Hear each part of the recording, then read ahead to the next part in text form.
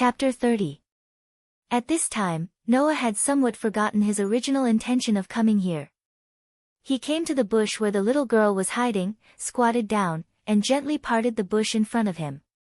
In the next moment, the figure of a blue-haired little girl, hugging her knees and curling up into a ball, looking at Noah with a frightened expression, once again entered Noah's field of vision. Looking at Noah's face that suddenly appeared in front of her, the blue-haired little girl crawled back in horror, her face full of fear. "Don't be afraid, I'm not a beast, nor am I a magical creature. I have no malice towards you." Noah tried to soften his tone as much as possible, with a gentle smile on his face, and extended his hand towards the blue-haired little girl. Come over here." Looking at the face in front of her that was filled with a gentle smile, the fear in the blue-haired little girl's heart was incredibly reduced by more than half. Her pale face also regained some color, but she still stared at Noah's hand that was stretched out in front of her with a fearful expression, her petite body trembling slightly. Noah didn't rush the other party, but maintained the appearance of extending his hand with a smile, waiting for the blue-haired little girl to react. He didn't show the slightest bit of impatience, allowing time to gradually pass.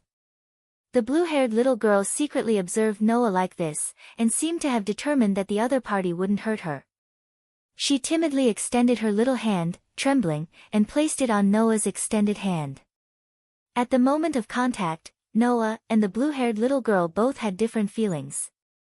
Noah felt that the little hand in the center of his palm was really too cold, so cold that it seemed to have lost the temperature that a human body should have, which made Noah very surprised. The blue-haired little girl had a completely opposite feeling, only feeling that the palm that embraced her little hand was really too warm, so warm that the blue-haired little girl couldn't help but have a trace of nostalgia. As a result, the blue-haired little girl's hand tightened uncontrollably, as if she was grabbing onto a life-saving straw. She held onto Noah's hand tightly. Under the night sky, in the forest, two children of different ages, one young and one old, held each other's hands tightly. In the absence of witnesses, they formed a bond that no one knew but was difficult to break. Late at night, in a quiet corner of the forest, a wisp of smoke floated into the sky. Carried by the wind, it drifted into an unknown distance. The blazing red bonfire emitted light and heat that dispelled the darkness and gloomy coldness. The game roasted beside the bonfire also emitted a fragrance that made one's stomach tighten. Beside the bonfire, the blue-haired little girl sat there, wolfing down the freshly roasted meat in her hand. Her little cheeks had already puffed up due to the excessive amount of food stuffed into her mouth. Along with her owner's chewing, she moved little by little, looking extremely adorable. Obviously, the blue-haired little girl hadn't seriously eaten a full meal for a very long time. After coming to this conclusion, Noah also allowed the little girl to continue eating in a way that would make people feel cute while he sat quietly on the side, roasting the rest of the freshly hunted game while observing the blue-haired little girl. The blue-haired little girl's name was Wendy Mabel. This was also something that Noah just found out. It was believed that no one would think that such a child would be a spirit. The same went for Noah. Therefore, seeing Wendy eating heartily, Noah was also happy to continue observing Wendy. In the end, he still couldn't see any signs of a spirit from this cute little girl in front of him.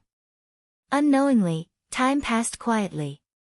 Although it was obvious that she hadn't eaten a full meal for a long time, Wendy was still a child after all. Moreover, she was still a girl. Her appetite wouldn't be that big. After finishing the small game in her hand, she seemed to be full. Holding her small hands, Wendy secretly sized up Noah. After a long time, she mustered up the courage to speak with a voice as soft as a mosquito. Thank you, are you full?" Noah shook his head and waved the roasted game in his hand. "Do you need a little more?" "No. No need." Noah shrugged indifferently and stuck the roasted game in his hand beside the bonfire, then looked at Wendy. "Then, Wendy, can I call you this?" Wendy nodded her head, and then emphasized again. "I'll call you Big Brother Noah, can I?" "If you don't mind." Noah scratched his cheek and asked. "Then, Wendy, why are you here? Why are you crying so sadly?" I've always lived here. Wendy's small face showed a sad expression, and her watery eyes began to moisten. I can't find my mother, I can't find Grandine. Can't find your mother. Noah sighed. In other words, you're lost, right? No. Wendy shook her head and said. I remember the way home, but Grandine is no longer there. Grandine suddenly disappeared and doesn't want me anymore.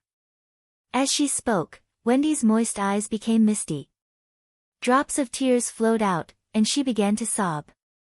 Even though Noah was usually able to control his emotions, he had never encountered a girl crying like this before. He was at a loss for what to do. He could only sit beside Wendy and pat her back, comforting her as if he was coaxing a child. Wendy, don't cry. Tell me what your mother looks like. I'll help you find her, okay?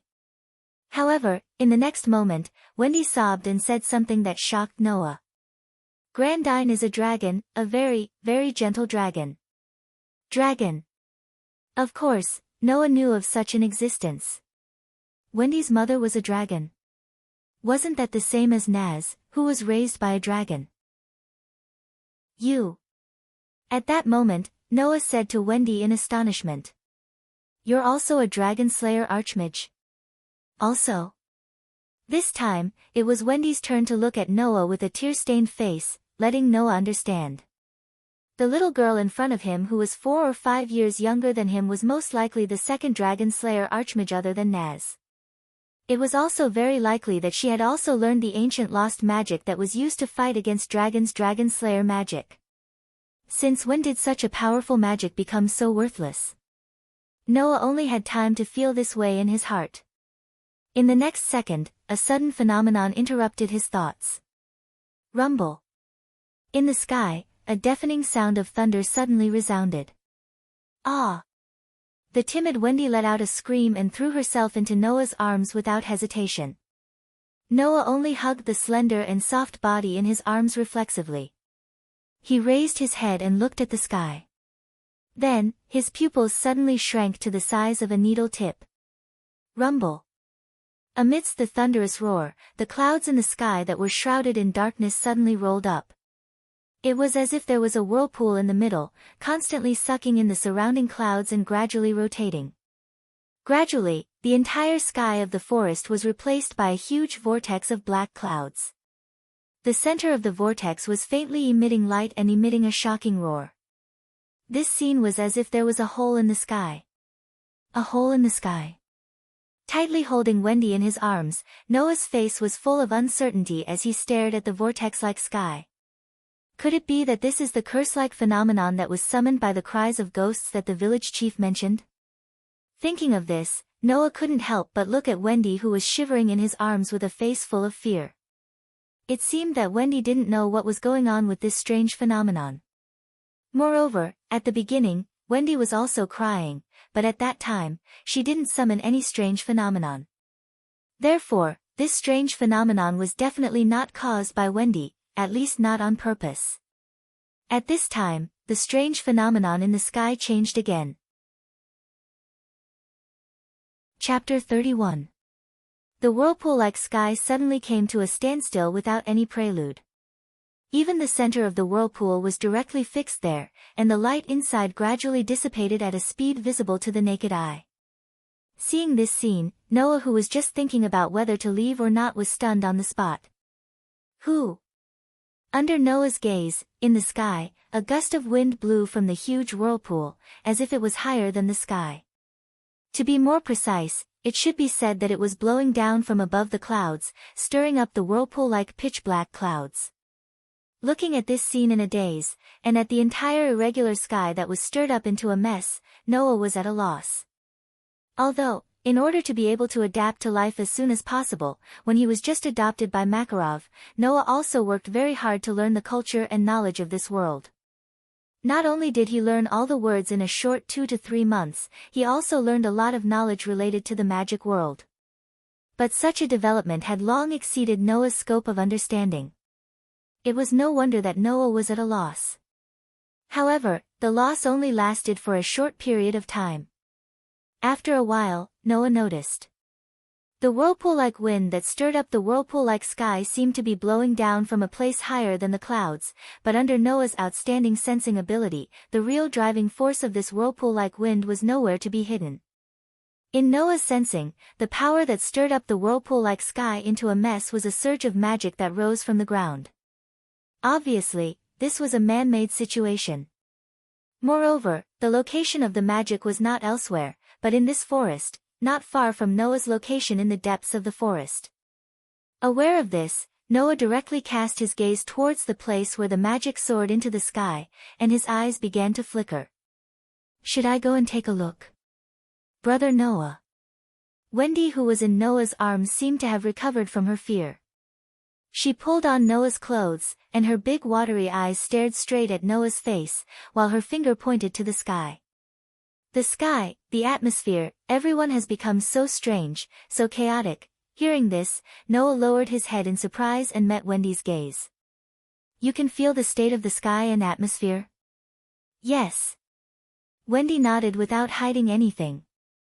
I am the sky's dragon-slaying sorcerer. Noah was relieved.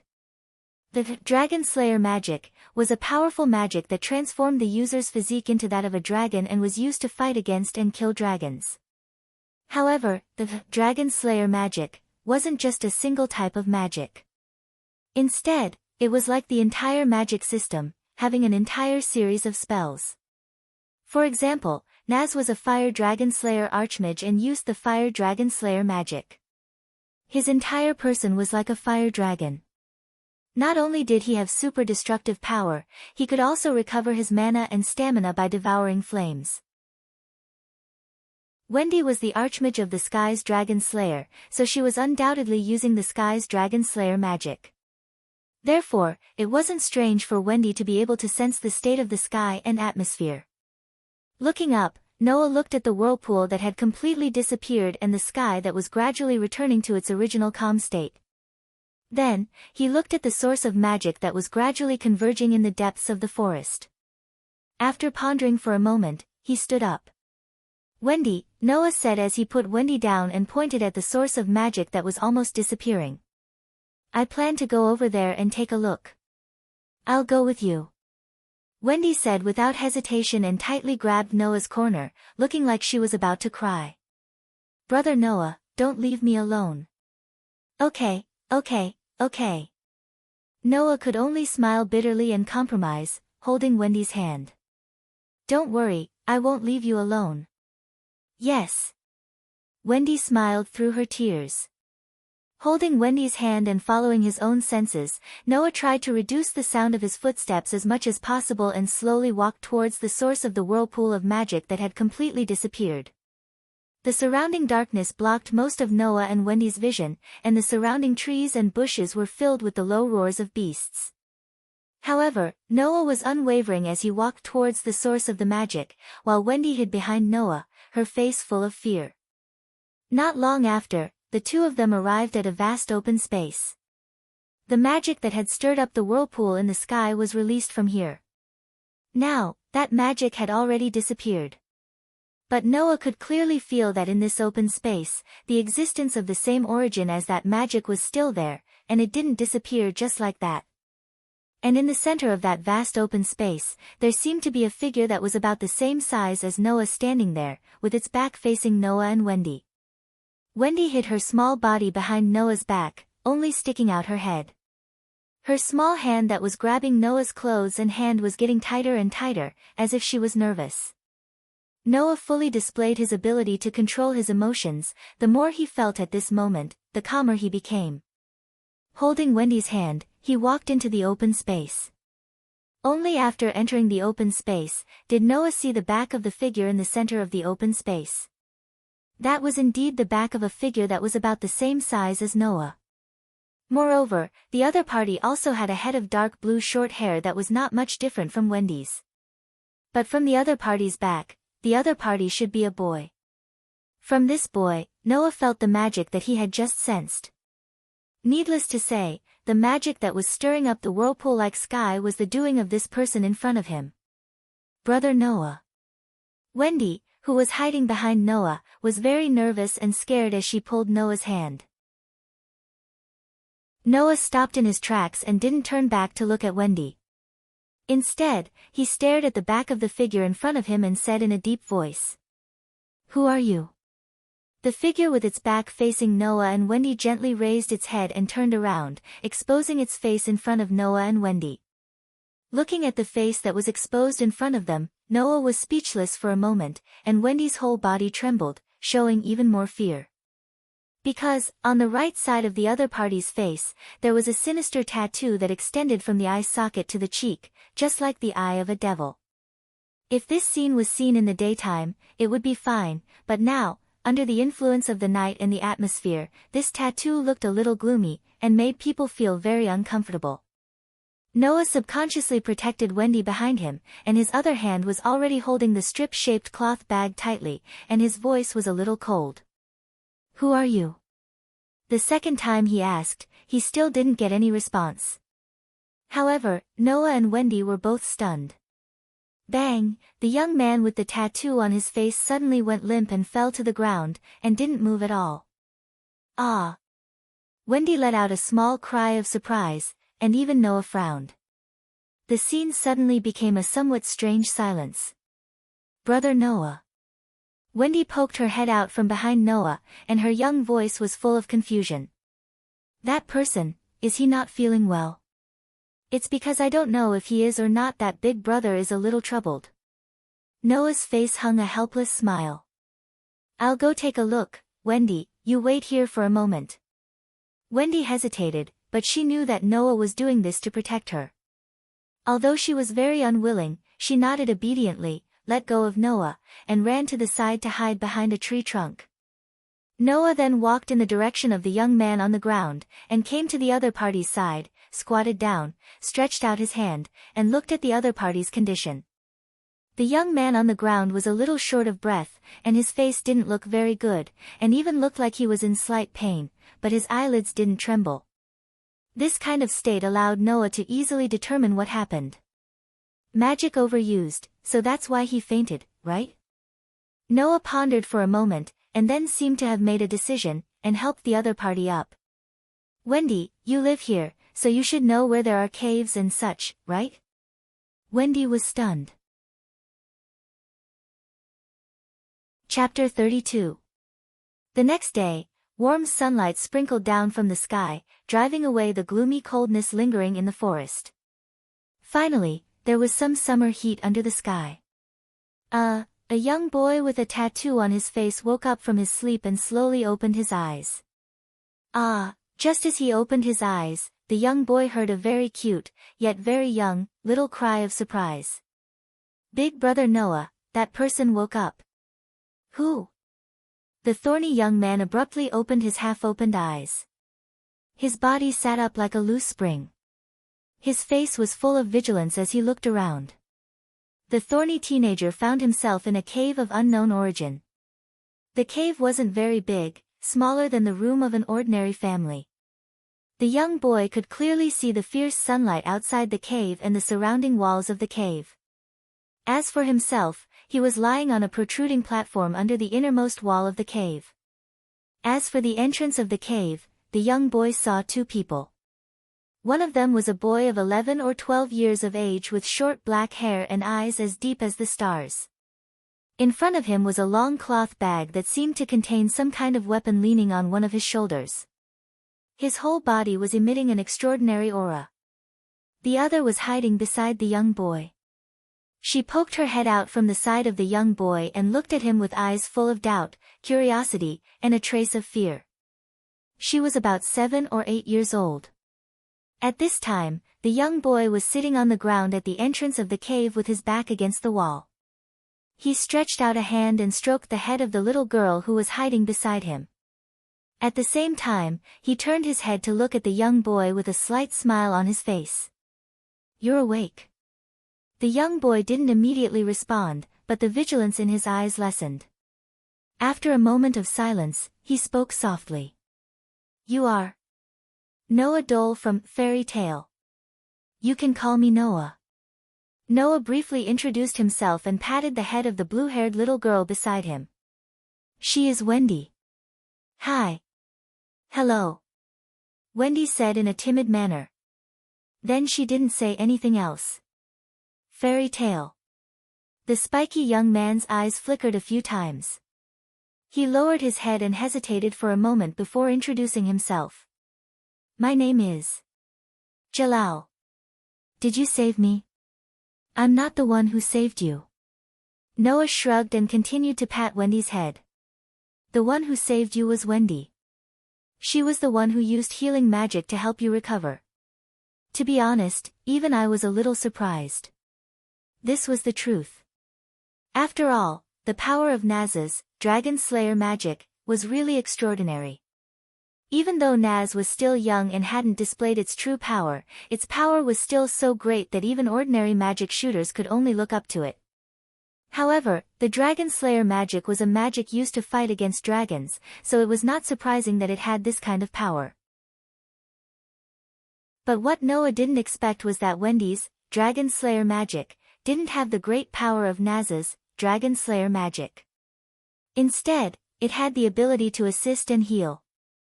According to Wendy herself, it was because Wendy herself wasn't good at fighting.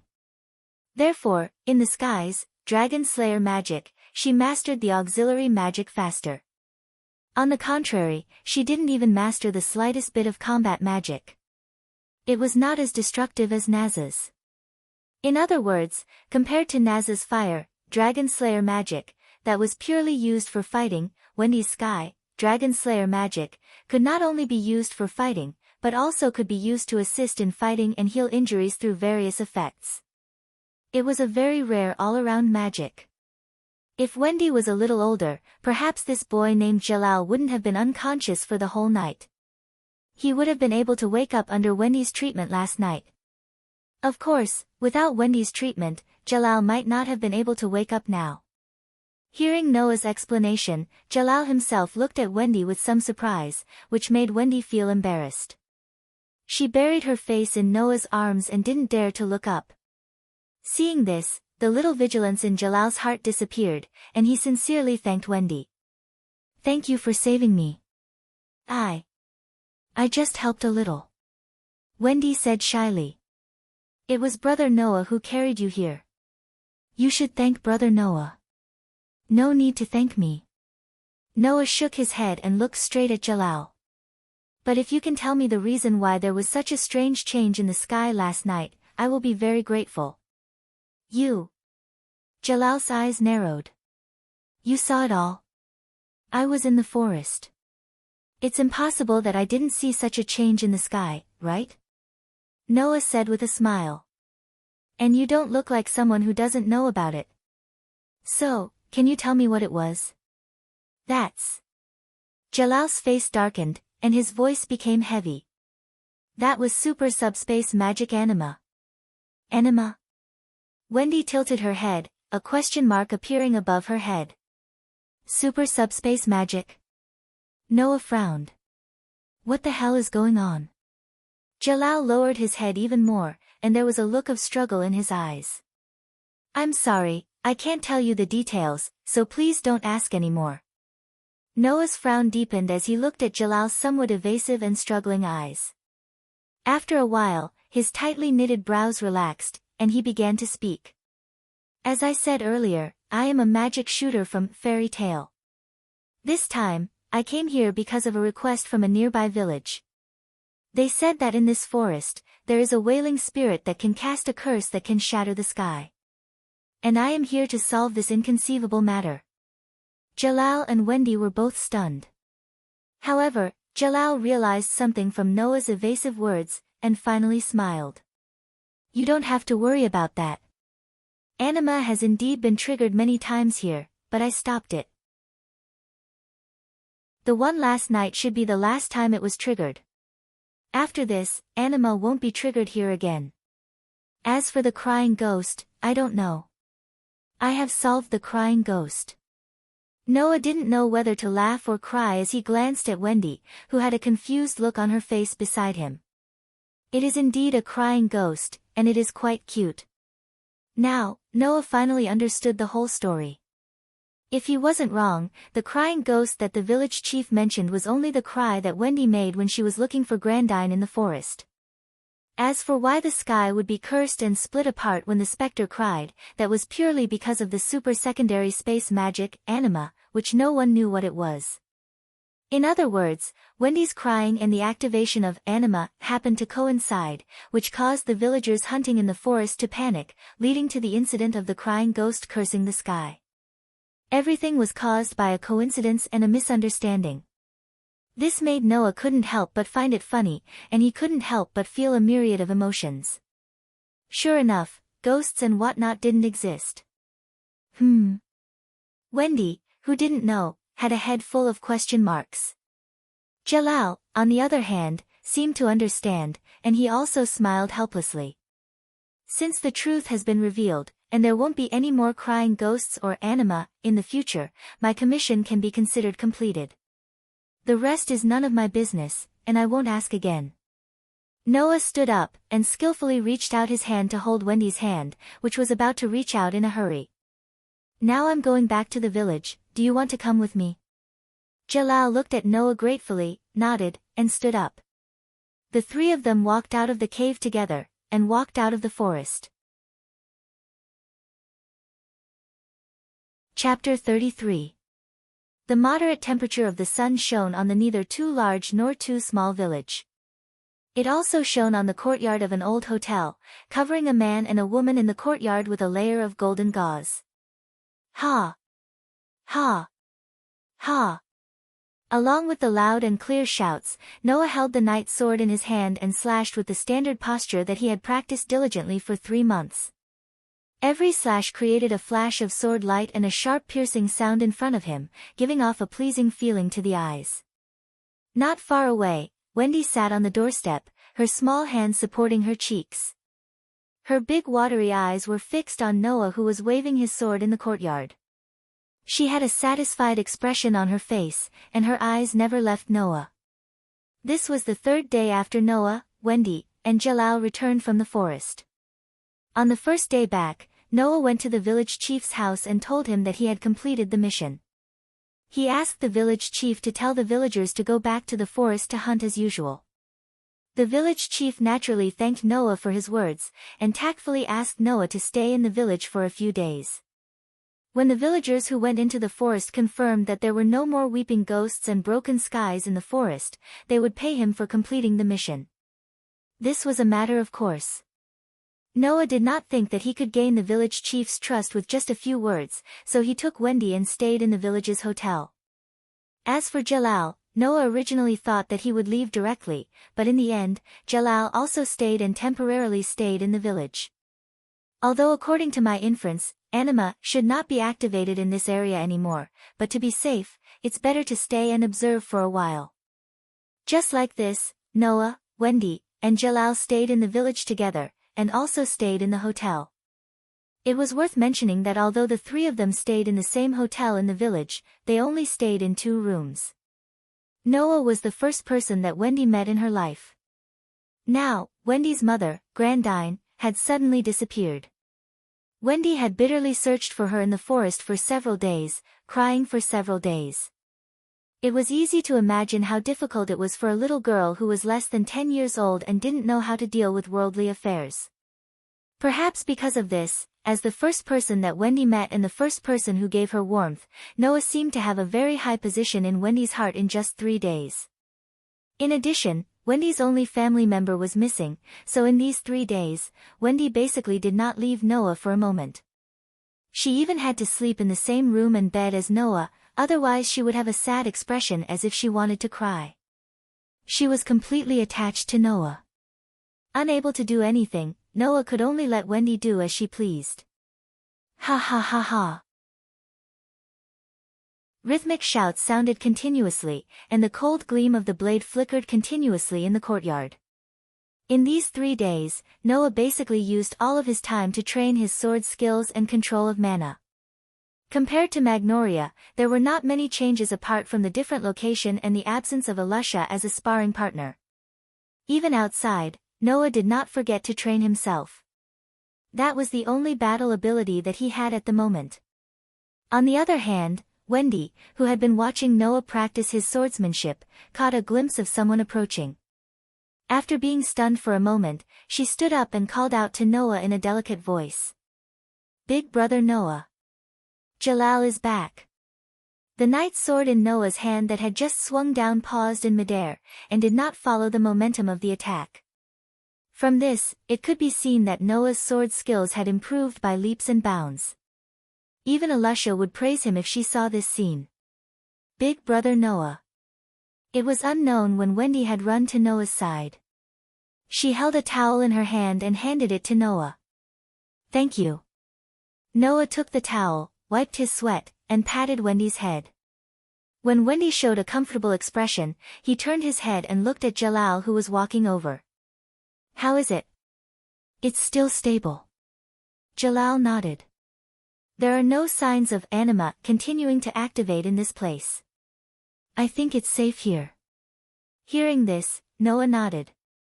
Even though they had been together for 3 days, Jalal still didn't show any signs of telling Noah about the super subspace magic anima. Therefore, Noah didn't know anything about anima either. However, from Jalal's words of, "It's safe here," it could be inferred that if anima was successfully activated, it would definitely lead to a disaster not inferior to Noah's mana rampage. It was to prevent this disaster that Jalal appeared here. According to Jalal, he would continue to wander around the world, searching for the traces of anima, embarking on the journey of constantly closing anima that was about to be activated. Knowing this, Noah cast his gaze on Jalal. "Are you planning to leave?" Jalal opened his mouth and was about to say something, but a voice interrupted him. A guest from Fairy Tale. The newcomer was none other than the owner of the hotel, who had walked in from outside and stood in front of Noah. Noah looked at the owner of the hotel, looking at his hesitant look, frowned slightly, and asked, "What's wrong? Did something happen?" "The village chief asked me to bring a message to you," the owner of the hotel shook his head and said. "Not long ago, there were 3 white-haired children about your age who went to the village chief to ask about your whereabouts. Then they went into the forest and have not returned since. The village chief asked me to ask you, are those 3 your companions?" 3 white-haired children. Wendy and Jalal both looked at Noah at the same time, so they also clearly saw the sudden change in Noah's expression. "What's wrong?" Jalal asked. "Are they people you know?" "Kind of." Noah's expression was not good, and he asked the owner of the hotel. "You're saying that the 3 of them never came back after they entered the forest?" "No, they just never came back," the owner of the hotel answered honestly.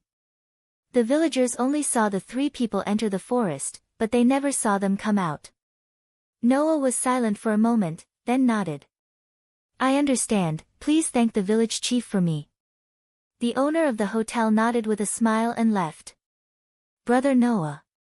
Wendy suddenly felt a little uneasy, and tightly held the silent Noah's hand, not letting go. "Noah?" Jalal asked. "Do you need help?" Noah's expression changed a few times, and he finally sighed and pulled Wendy in front of him. "If you want to help me, could you please take Wendy to Grandini?" "Take Wendy to Grandini?" Jalal was a little surprised. "I don't want to." Wendy's little face turned pale, and she suddenly hugged Noah's leg. "I don't want to leave brother Noah."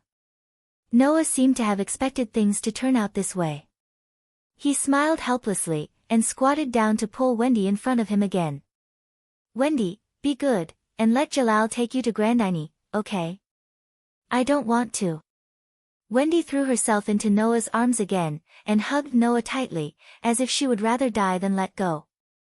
"Brother Noah, don't be like Grandini and leave me alone." Hearing Wendy's words and feeling how hard Wendy was hugging him with her tiny arms, Noah was shocked. Although Noah liked Wendy, who was like a little sister to him, he really didn't expect her to be so attached to him. Thinking of this, Noah couldn't help but feel a little troubled. He stroked Wendy's thin back and said softly, "I don't want to separate from Grandini." "I don't want to be separated from Wendy either, but don't you want to look for Grandini?" Wendy trembled. Chapter 34. Did she want to find Grandine? Wasn't the answer obvious?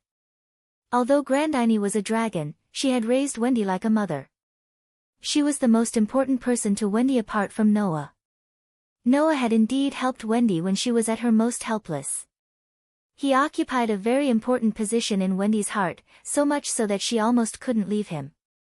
But if Wendy was asked if she wanted to find Grandine, of course she wanted to, didn't she? However, Wendy didn't want to leave Noah either. Even if it was only 3 days, Noah was still very important to Wendy. If Wendy had a choice, she definitely wouldn't want to leave Noah. Otherwise, she wouldn't have stuck to Noah for 3 days. I want to find Grandine. Wendy's delicate body began to tremble in Noah's arms. Even her voice trembled. It was obvious that her emotions were fluctuating greatly. But, I don't want to leave Big Brother Noah either, leaving is only temporary. I won't suddenly disappear like Grandine. If Wendy wants to find me, it'll be very easy. Noah could clearly feel Wendy's heart wavering. He patted her back comfortingly and sighed. I'm a sorcerer in Fairy Tale, and I'm not old enough to take charge of a guild yet. I can't accompany you all over the world to find Grandine.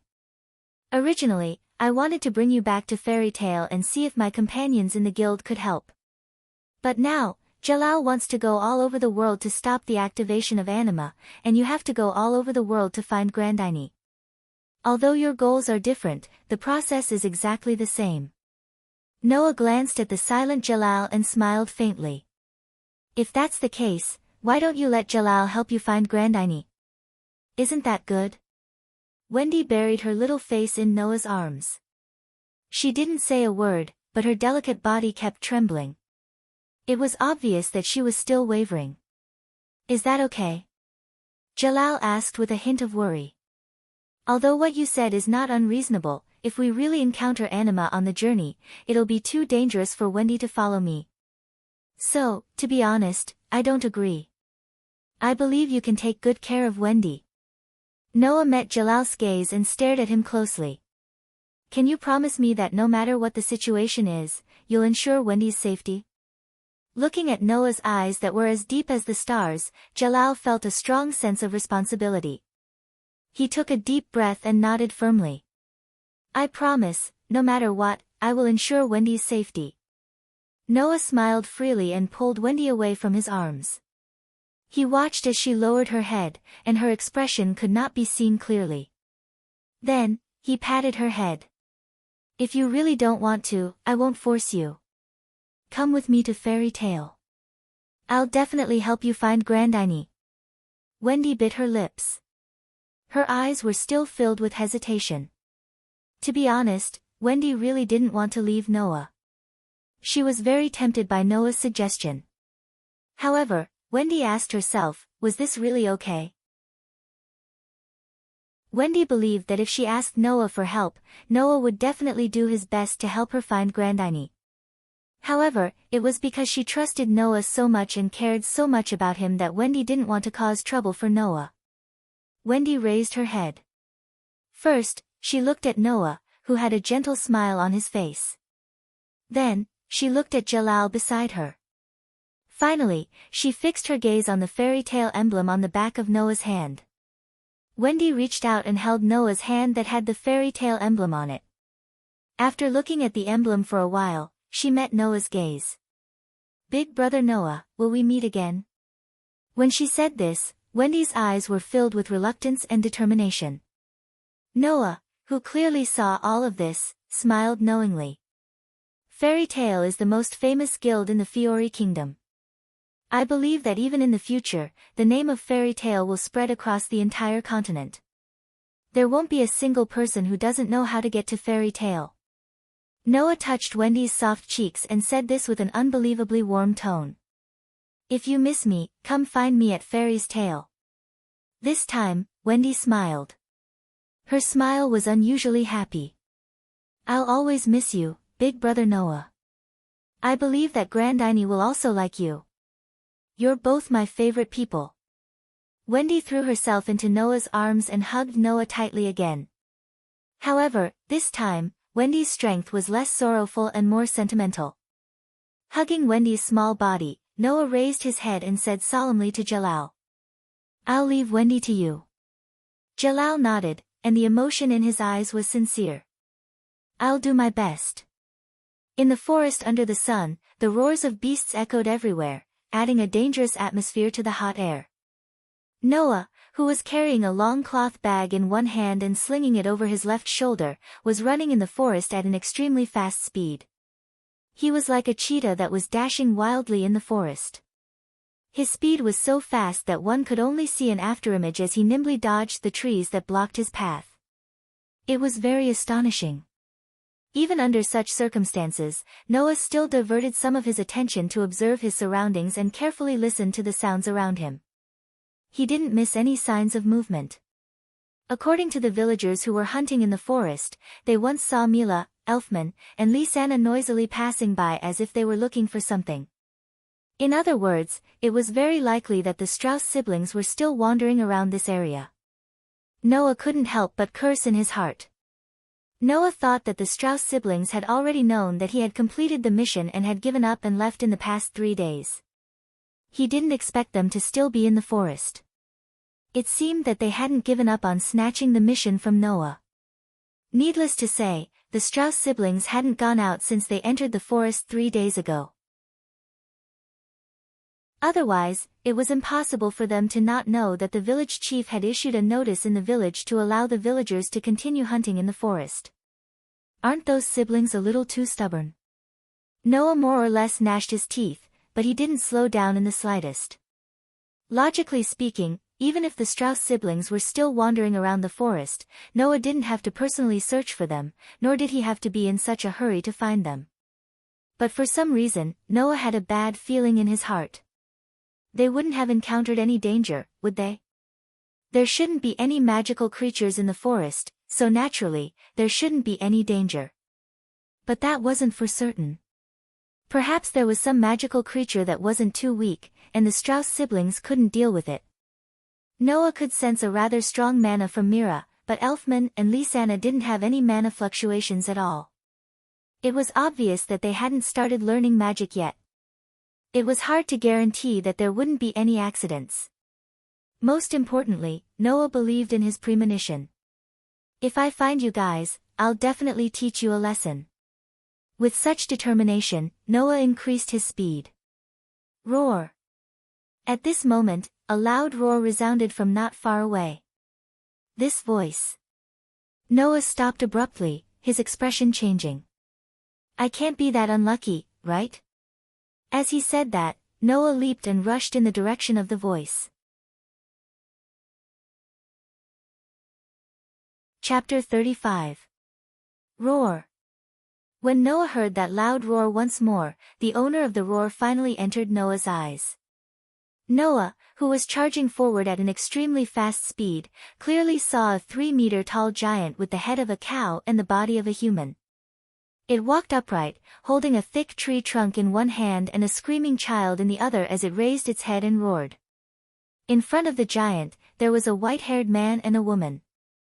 One of them was sitting on the ground, his face filled with horror, while the other was standing there, facing the giant with an anxious look on her face.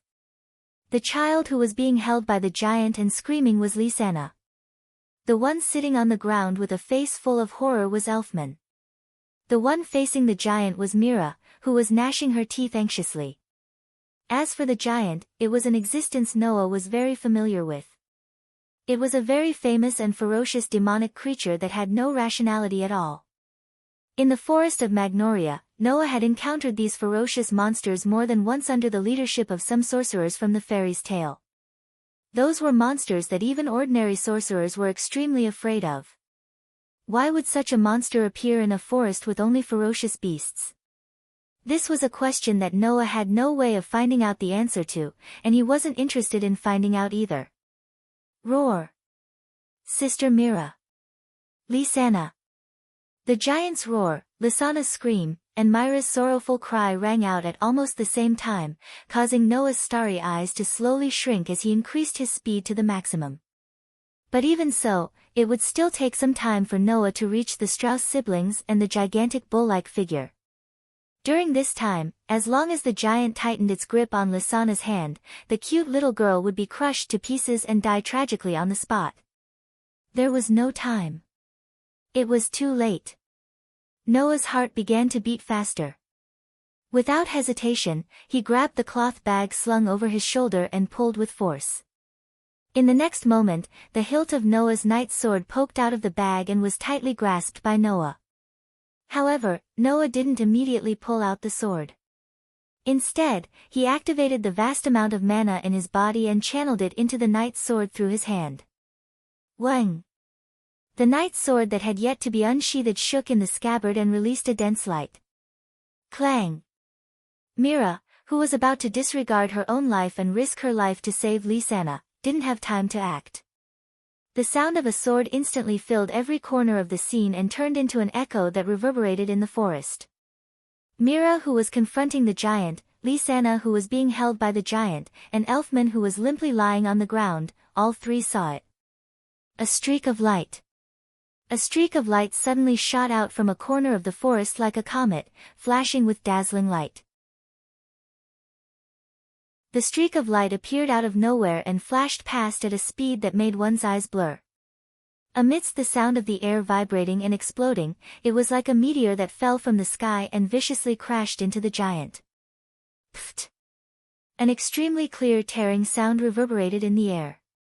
What followed was a rain of blood that crazily sprinkled down like rain. The gigantic minotaur didn't even have the time to let out a blood-curdling screech. His 3-meter-tall body was torn open with his waist as the center. The upper and lower halves of the gigantic minotaur were completely separated from each other. The giant bull was cut into 2 halves. Whoosh! Scarlet blood sprinkled down from the sky and turned the scene into a pool of blood. Boom! The giant's upper and lower halves heavily smashed into the ground.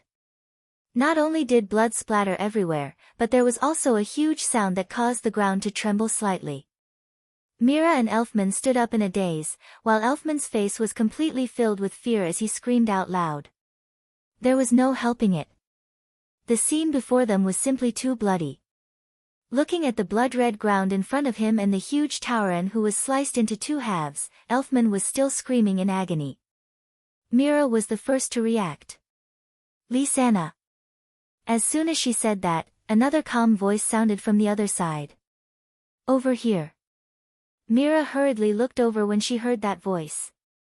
On the other side of the giant that was sliced in half, Noah carried the unconscious Lysana in one hand and held a knight's sword that was as dazzling as ice in the other. He looked at the giant that was sliced in half with a grim expression. Did I use too much strength? Mira finally understood. The person who sliced the giant in half was the same age as her, the youth that she looked down on. Moreover, he used a knight's sword that was more majestic than power. Although she didn't own one, it didn't mean that she hadn't heard of it before. In this world, there were many things that had all sorts of strange abilities and effects. Some were even equivalent to magical weapons. Some called them magic-conducting weapons, while others called them magical weapons. They were truly precious tools. The common point of these magical weapons was that they required the user to provide them with magical energy in order to activate their abilities and effects. The knight's sword in Noah's hand was flowing with magical energy. There was no need to guess that it could only be a magical weapon. The scene of the giant being sliced in half was still replaying in Mira and Elfman's minds. The siblings froze on the spot and couldn't say a word for a long time. On the other side, Noah had the same reaction. Of course, Noah didn't use too much magical energy in a moment of desperation, resulting in him using too much strength and cutting the giant in half. It was because he noticed Mira that he became like this. Noah stared at one of Mira's hands, and a solemn expression gradually appeared on his face. There was no other reason. It was because Mira's hand didn't look like a human's arm. Instead, it looked like the hand of a ferocious beast or a magical beast. It was ferocious and terrifying, and there was a dark aura that made Noah's heart palpitate. It was like the arm of a demon. Feeling Noah's gaze, Myra's expression changed. She seemed to remember her current appearance and couldn't help but hide her demon-like arm behind her back. Her delicate face turned ugly. The whole place was silent. This was the cave that Noah, Wendy, and Jalal stayed in 3 days ago. Now, Wendy and Jalal were gone, but the number of people in the cave had increased instead of decreasing. Lisanna had already woken up. She stayed with Elfman around the bonfire that Noah had lit. Looking in the direction of Noah and Mira, her face was full of worry and sadness. Noah and Mira were leaning against the wall on both sides of the cave in silence, as if they had deliberately distanced themselves from each other, keeping the furthest distance from each other. Noah had already sheathed his knight's sword and put it back into his pouch. He leaned against the wall and continued to stare at Mira with a thoughtful expression. Mira, on the other hand, was acting differently. She was different from the domineering aura she had when they first met 3 or 4 days ago. Now, she was wearing a cloak and her body was exposed to the air. Only her demon-like arm was hidden behind the cloak. She didn't take it out and her face was dark. As such, the atmosphere in the cave became more and more oppressive. It was so oppressive that Lisanna and Elfman almost couldn't breathe. Thus, Noah took the initiative to break the oppressive atmosphere. "It's about time you tell me what's going on, right?" Chapter 36. It's about time you tell me what's going on, right? Noah's words echoed clearly in the small cave, causing the atmosphere to turn from stifling to heavy. Noah had only thought of his encounter with the Strauss siblings as a chance encounter. Even though he was curious as to why they wanted to steal his job, he didn't intend to get too close to them. But now, Noah realized that he could no longer treat the 3 of them as passers-by. Not because of anything else, but because of the gloominess, sadness, and other emotions on the faces of the 3 Strauss siblings. Big brother Noah. At the side, Lisanna wanted to say something with an anxious expression, but she only had time to call out to Noah before she was interrupted by Mira, who coldly opened her mouth. Lisanna. Lisanna immediately shut her mouth, her anxious expression turning into sadness and even a hint of sorrow. Even Elfman had the same expression. Mira was the only one who no longer looked like a bad girl. Instead, she was as cold as ice. Seeing this, although Noah didn't know what the Strauss siblings were hiding, he understood what they were trying to do. Even though they were still young, Mira, Elfman, and Lisanna, like Alyssa, had painful pasts that they couldn't bear to look back on. Sigh. Noah sighed. His voice was soft, but it echoed in the silent cave and entered the ears of Mira, Elfman, and Lisanna. "Even though I don't know what you're hiding," Noah said as he looked at Myra's hand hidden behind the cloak. "But I think it has something to do with that hand of yours, right?" Mira didn't say anything. Instead, she hid her face under the hood of her cloak, hiding her expression. "Noah," Elfman said hesitantly as he struggled to speak. Aren't you afraid of my sister?" "Big brother Elfman." Lisanna tugged at Elfman's clothes as if she was blaming him for saying such a thing. However, she also looked at Noah with pleading eyes. "Plead for what?" "Begging them not to be afraid of their elder sister." Noah frowned deeply as a thought flashed through his mind.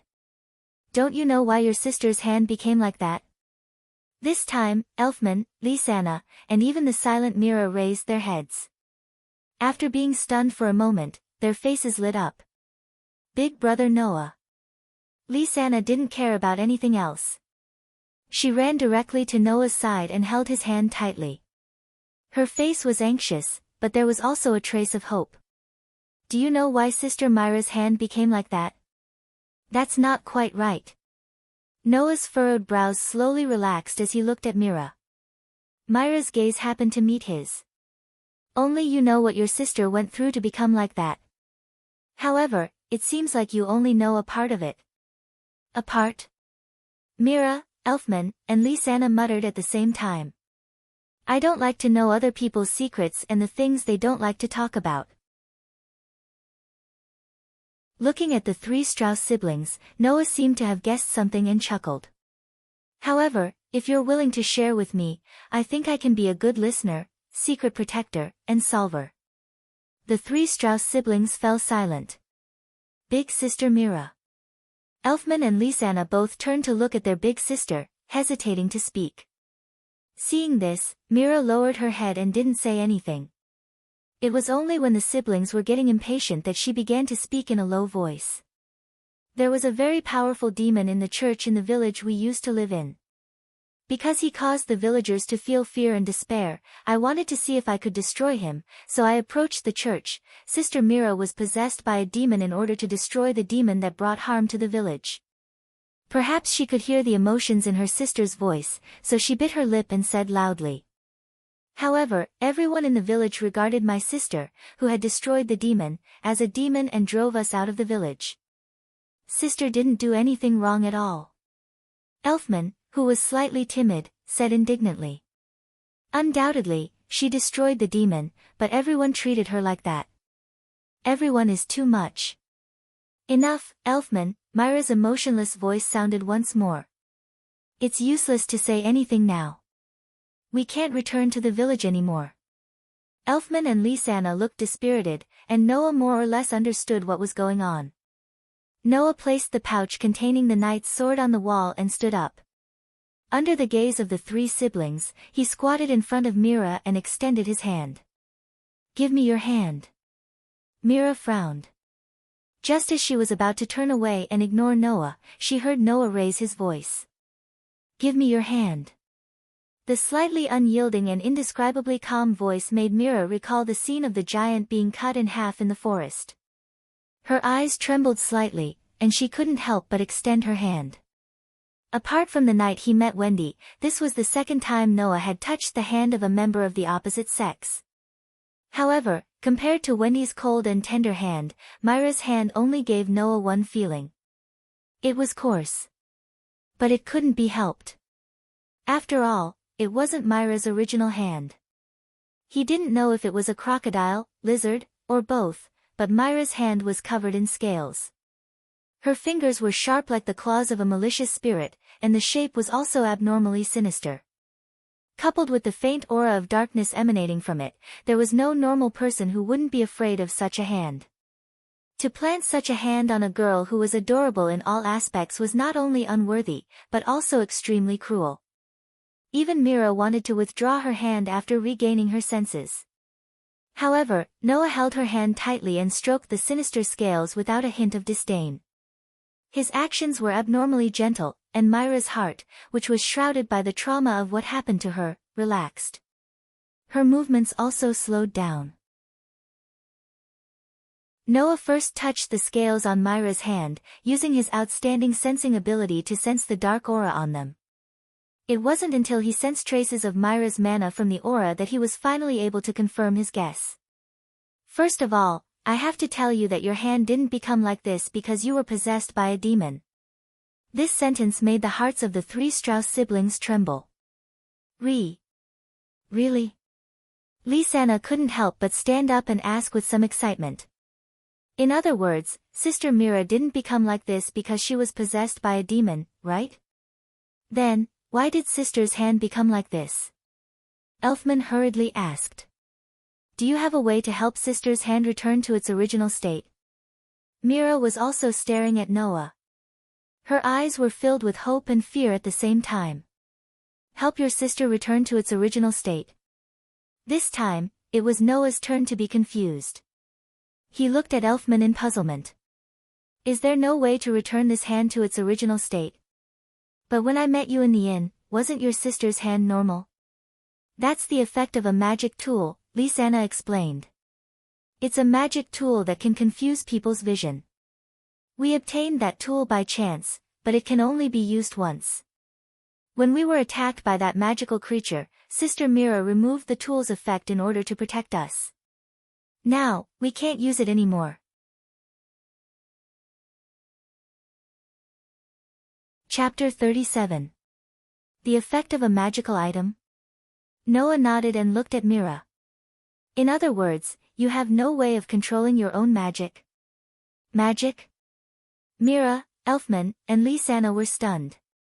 Although I've never seen it before, I've read about it in books, Noah explained slowly as he continued to stroke Myra's sinister arm. In the magic world, there is a kind of magic that can be used to receive the power of animals, monsters, or even magical creatures. It can transform one's own physique into the physique of animals, monsters, or magical creatures. It can reproduce the power of animals, monsters, or magical creatures in one's own body. It is called receiving magic. You're not possessed by a demon. Noah met Myra's gaze. You must have accidentally received the power of the evil demons in the church of your village, and thus awakened the receiving magic. Awakened? Bewilderment was written all over the faces of the Strauss siblings. If a human wants to learn magic, there are two ways. Noah nodded. One is to learn the magic that one likes through independent learning, and thus become a magic shooter who can use that magic. The other is through independent awakening. Everything in the world has a type of chi, called magic, flowing through their bodies.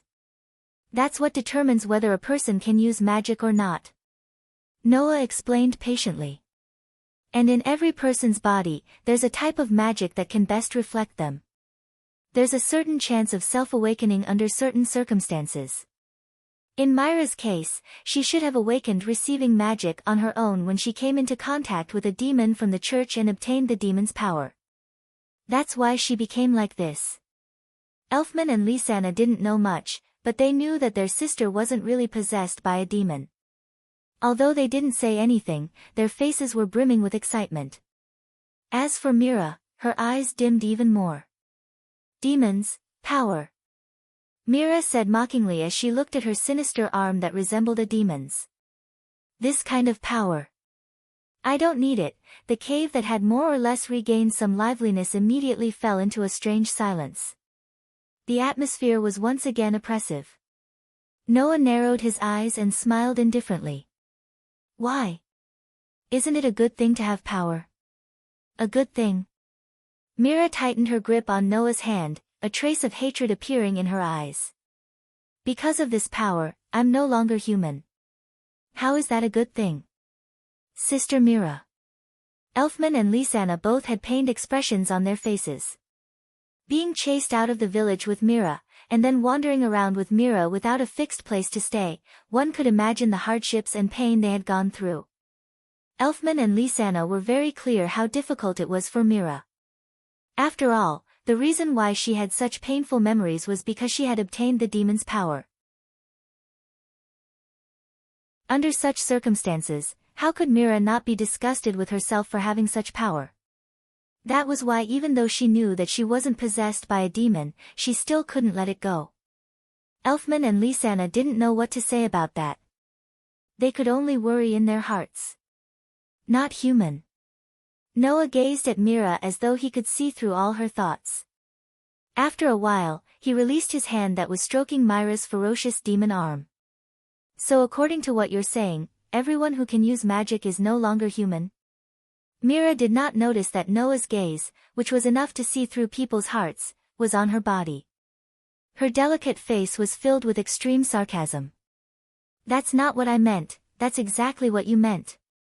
Before Mira could finish her sarcastic words, Noah's sudden words mercilessly shut her up. At least, in my opinion, you don't have any reason to hate yourself for having power, nor do you have any reason to resent the power you have. You're just deceiving yourself, throwing a tantrum, and being willful. What? What did you say? As expected, Myra's expression changed because of Noah's merciless words. The negative emotions that had accumulated in her heart for a long time were all detonated by Noah's words. You don't know anything at all. What right do you have to say that? Sister Mira. Seeing Myra's angry expression, Elfman and Lisanna were shocked. They seemed to want to go up and comfort her, but they were stopped by Noah. You're the one who doesn't know anything. Noah looked at Mira with an intense gaze. If I were you, I wouldn't hate this power. Instead, I'd be grateful for it. Otherwise, you wouldn't even have the right to protect your family in front of that giant magical creature. The anger on Myra's face froze in an instant. I don't know what kind of cruel treatment you received in your village. I also don't know how difficult your life was after you left the village, Noah said calmly. But I know what it feels like to hate your own power. At this point, Noah couldn't help but recall the time when he was first adopted by Makarov and joined Fairy's Tale. Although our experiences are different, I'm similar to you. There's a powerful force in my body that I can't control. This force almost brought unimaginable disaster to my family and friends more than once. So, one day, I suddenly thought, why do I have to have this kind of power? Wouldn't it be great if I didn't hate this extra power? Noah looked directly at the stunned Mira. However, just as I was thinking about it, my grandfather said that there's nothing wrong with having power, and there's no reason for people to hate people who have power. However, if you use your power in a way that makes people hate you, that's the real mistake.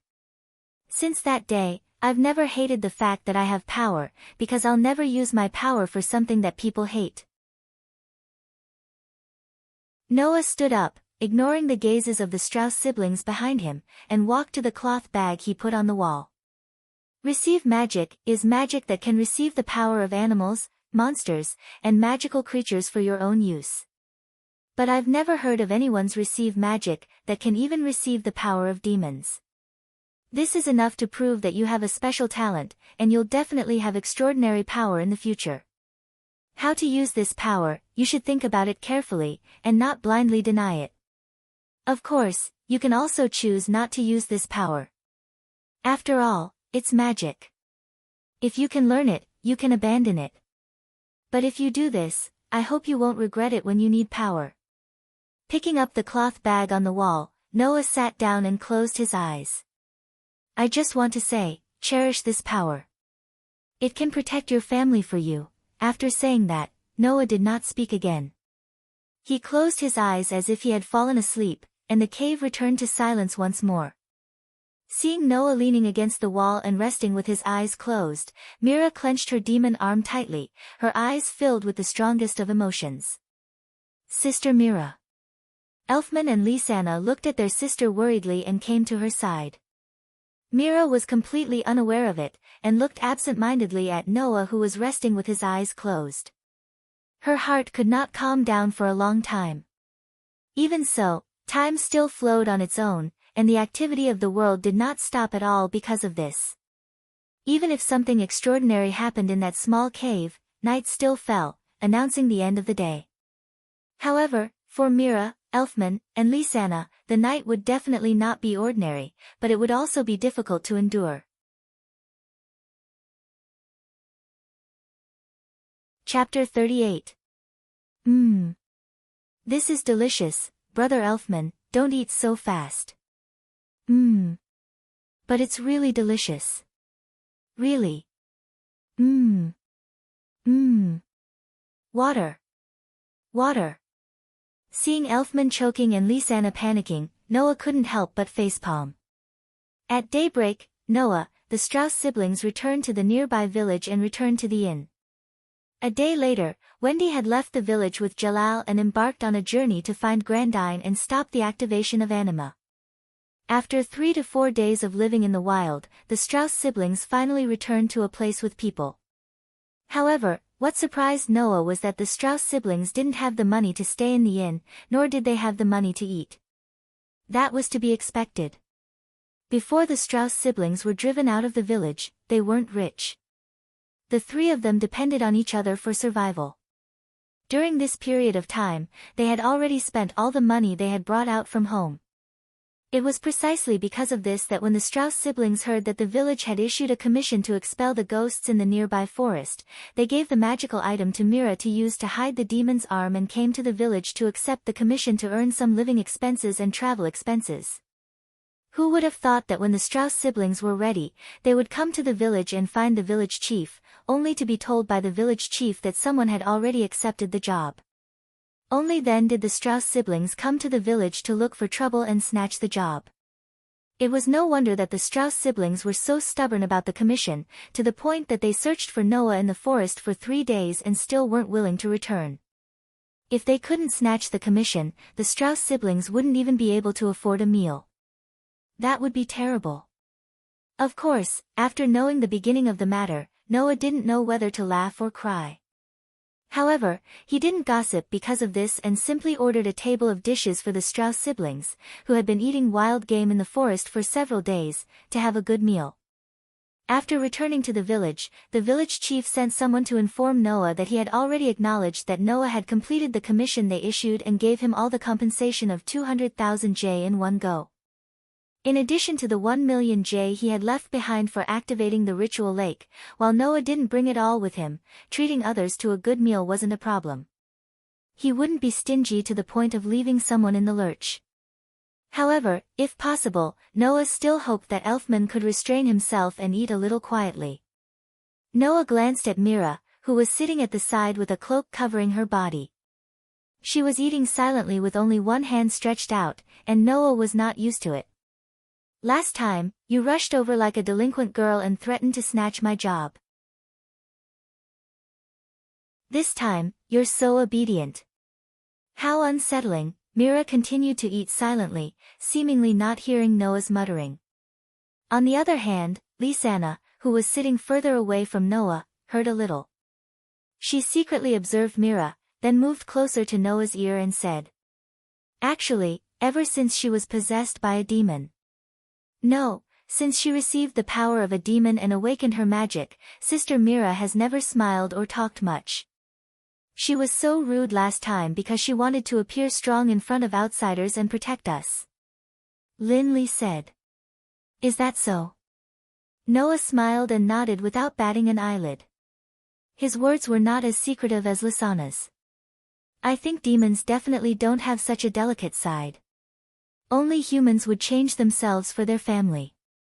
Mira, who was eating, paused for a moment, then recovered and continued eating as if nothing had happened. Lisanna nodded gratefully at Noah, then turned her gaze to Elfman, who was wolfing down his food. Her expression immediately became angry, and she started arguing with Elfman. The entire meal basically went into Elfman's stomach. Only the sound of Elfman eating, Lisanna's curious questioning of Noah's occasional conversation, and Myra's silence could be heard. "Since you're full, what plans do you have for the future?" Noah took a sip of his drink and looked at the Strauss siblings. "You don't have any extra money, right? You can't go on like this, right?" "This." Lisanna and Elfman looked at each other, and Myra's eyes flickered slightly. It was clear that the Strauss siblings didn't have any good plans at the moment. Noah tapped the table rhythmically, his gaze sweeping past Mira, Elfman, and Lisanna. After a while, the corner of his mouth curled up. "How about it? Do you want to try fairy tale? Go to fairy tale." Not to mention Lisanna and Elfman, even Mira was clearly moved for a moment. It had to be said that the Magic Guide Guild really was a good place for the Strauss siblings. Mira, Elfman, and Lisanna didn't have a fixed residence, and apart from each other, they had no one else to rely on. If they wanted to survive, they had to have a stable income.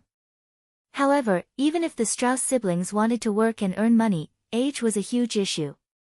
Ordinary jobs wouldn't consider hiring children at all. Otherwise, the Strauss siblings wouldn't have to suffer so much. The Magic Guide Guild, on the other hand, didn't care so much.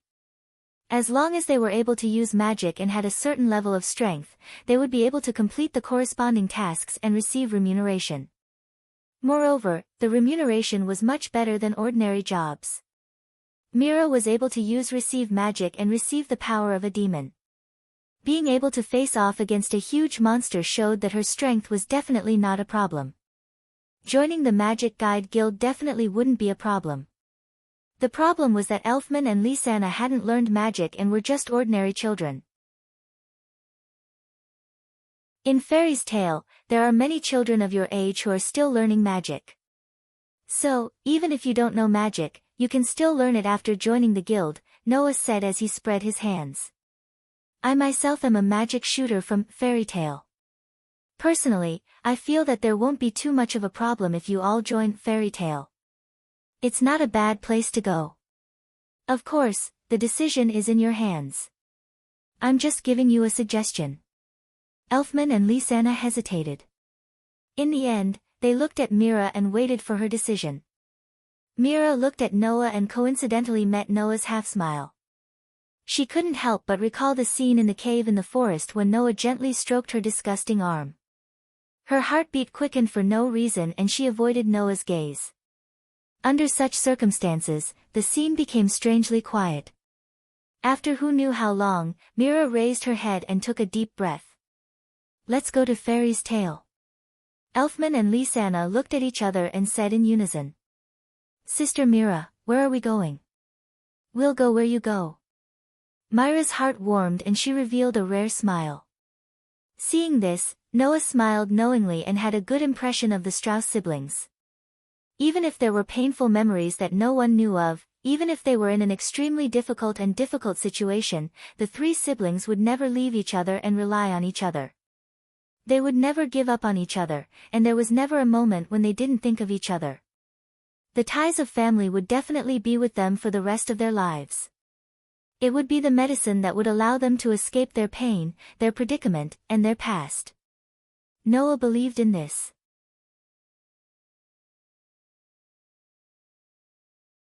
Chapter 39. In his days, Noah realized that he was in a very inconceivable place. This was a place that was as vast as the sky, but also as if he could reach out and touch the boundaries of space. It was as light as water, as elegant as floating in the clouds. It was a very wonderful place. The sky was white. The ground was white. Everything that appeared in front of Noah's eyes was white. A vast expanse of whiteness, but it gave Noah a warm feeling. That feeling was as if he had returned to his mother's body, and was in the amniotic fluid. It was very wonderful. Undoubtedly, there was nothing here, but Noah did not feel lonely, did not feel lost, did not feel cold in his heart, and instead felt warm. If this could not be called wonderful, then what could be called wonderful? However, in this vast expanse of whiteness, it was not that there was nothing. Other than Noah, in this world, there were other wonderful existences. Feathers that fell from the sky, feathers that were suspended in bubbles that fell from the sky, feathers that were covered and shrouded in white halos that were suspended in bubbles that fell from the sky. If it was said that this world gave Noah a warm feeling as if he had returned to his mother's body, then these feathers that were falling from the sky, emitting a faint light, gave Noah another kind of warmth that was similar yet not quite the same. How should he describe it? If he had to give an example, then it would be like family. Yes. Noah could be sure that these unbelievable feathers in front of him seemed to be his family. Thus, looking at the feathers that were falling from the sky, suspended in bubbles, hovering in the air, emitting a white halo, Noah revealed a smile of joy from the bottom of his heart. However, in the next second, a brand new scene appeared in front of Noah's eyes, causing the smile on Noah's face to completely disappear. A new family descended from the sky. They were still the same feathers that were suspended in bubbles. However, these feathers not only lost their bright white halo, but also became fragmented, as if they had been broken, and did not have the vitality that they should have had. Following that, the feathers that had lost their vitality replaced the intact feathers and floated in front of Noah, gathered around Noah, and floated back and forth. It looked as if they were asking for help, "Brother Noah." "Brother Noah," a sweet and tender familiar voice gently echoed in Noah's ears. At the same time, Noah also felt that his body was constantly being shaken. The sleepy Noah woke up from his dazed state. He slowly opened his eyes, and stared blankly at the source of the voice. What entered Noah's eyes was an extremely cute little girl. She was around 11 or 12 years old, and wore a cute red dress. She had short white hair that was as clean as snow, and although her face was small, it was very delicate and cute. It was not difficult to imagine the beauty that the owner of this face would have when she grew up. Facing such an incomparably cute face, Noah's eyes still did not focus, and he could only blankly mumble. "Lisanna. It's Lisanna. Brother Noah." Lisanna's pretty face had a worried expression. Just as Noah was about to wonder why she had such an expression, Lisanna reached out her hand and touched Noah's cheek, wetting her hand. "Wait a minute, wetting?" Only then did Noah realize that he did not know when, but tears had actually flowed out of his eyes, wetting his cheeks. I am crying. Brother Noah. Lisanna helped Noah wipe away the tears on his face as she spoke worriedly. Did you have that dream again? Hearing this, Noah could not help but smile helplessly. Yes. This was not the first time Noah had experienced the white dream in his sleep. Or rather, ever since Noah had gained his own consciousness, the first scene, dream, and memory that Noah experienced was that white dream. Even meeting Makarov was after that dream. Since then, Noah would have that strange dream every once in a while, experiencing the warmth of the dream and the sadness of the dream's end. That was the kind of heartbreak and grief that would only be felt by those broken feathers in the dream. Thus, whenever Noah had that dream and woke up from it, the sadness would cause Noah to shed tears that he had never shed for anything else. Only Lisanna, who had overbearingly snatched Gray's job ever since she joined Fairy Tale, would know about this matter. She would wake Gray up every day. Apart from Lisanna, even Noah's grandfather, Makarov, didn't know about this, let alone Gray, who came to wake him up every day but never entered the room before Noah woke up. Even Lisanna had only discovered it when she snuck into Noah's room in the morning to play a prank on him while Noah was still asleep. Seeing the pained look in her beautiful eyes, Noah revealed a rather steady smile and patted her head. Why are you showing such an expression? Lisanna said in a somewhat awkward manner. Whenever I think of big brother Noah having such sad dreams, I feel uncomfortable. How many times have I told you that it's not a sad dream? It's just that the feeling it gives is very strange and inexplicable. It affects my emotions quite a bit. Noah smiled bitterly and crawled out of the blanket, sitting up and stretching. You're still young, why are you so emotional? It's because big brother Noah is too slow and doesn't understand a girl's heart. Lisanna puffed up her cheeks and pulled Noah up from the bed. Alright, big brother Noah, hurry up and get up. Almost everyone in the guild is here and you're still sleeping in. Yes, Noah couldn't do anything about the carefree Lisanna. He allowed her to look for clothes for him and rush him to wash up like a worried sister.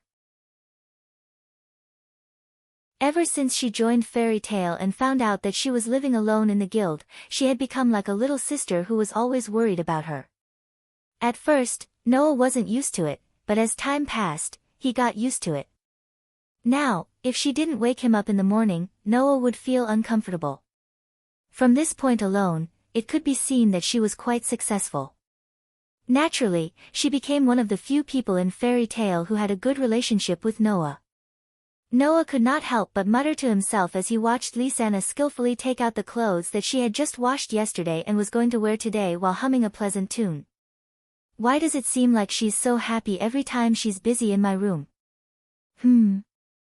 Lisanna, who was helping Noah choose clothes for the day, turned her head in confusion. Big brother Noah, did you say something just now? Looking at her humming a nice tune, Noah let out a long sigh. Nothing. Fairy Tale was as noisy as ever. While chatting with her, Noah arrived at the familiar bar on the first floor. As soon as he went down the stairs, two shadows pounced on Noah. Noah! Noah sighed again as he listened to the passionate battle cry and watched the two black figures gradually approaching him. The moment the black figures pounced on him, he stretched out his hands and grabbed their heads one by one. Then, he pulled them back to the center. Bang! With a loud collision sound, the two heads slammed into each other. After a moment of stiffness, they fell softly to the ground. One of the heads was cherry red while the other was black.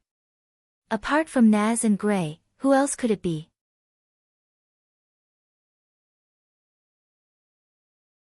Chapter 40. The moment the loud collision sounded, everyone in the guild turned their gazes in the direction of the sound. When they saw Naz and Gray lying on the ground with a bump on their heads and circles around their eyes, everyone immediately retracted their gazes as if nothing had happened and started talking to each other. It couldn't be helped. This kind of scene happened almost every day in the guild, and the sorcerers in the guild had long been used to it. Not to mention the sorcerers in the guild, even Noah himself was used to it.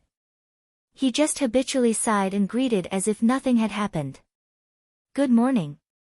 Good morning. The other members of the guild began to greet him one after another. Good morning. Noah and Lisanna. In the crowd, 3 girls of the same age as Noah also came over.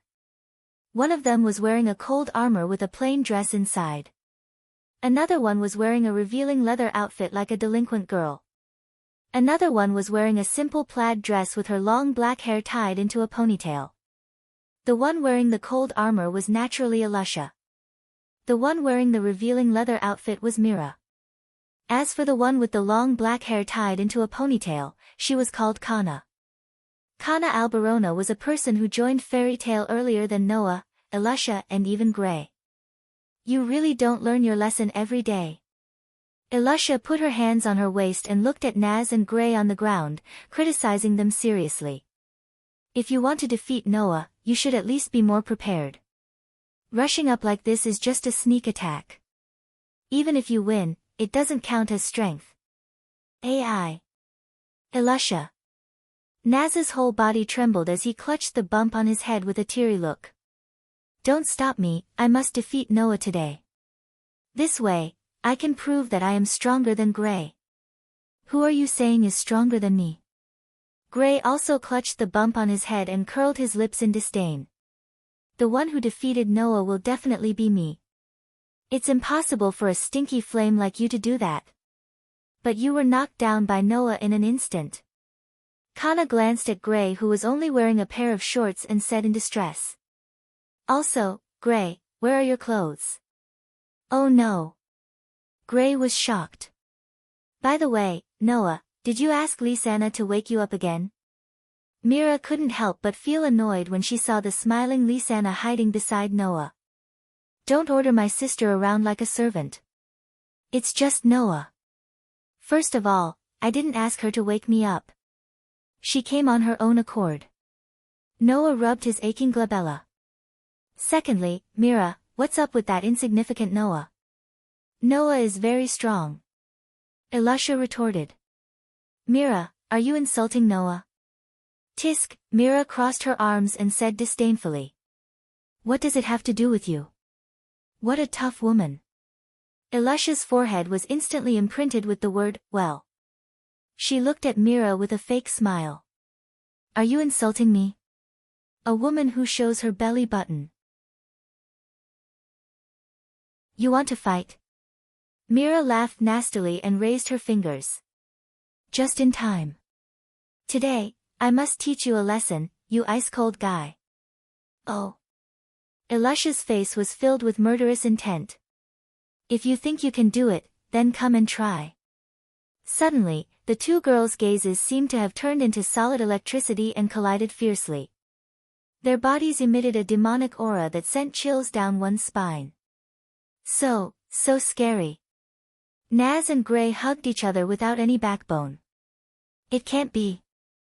Kana also took a few steps back. Are they going to fight again?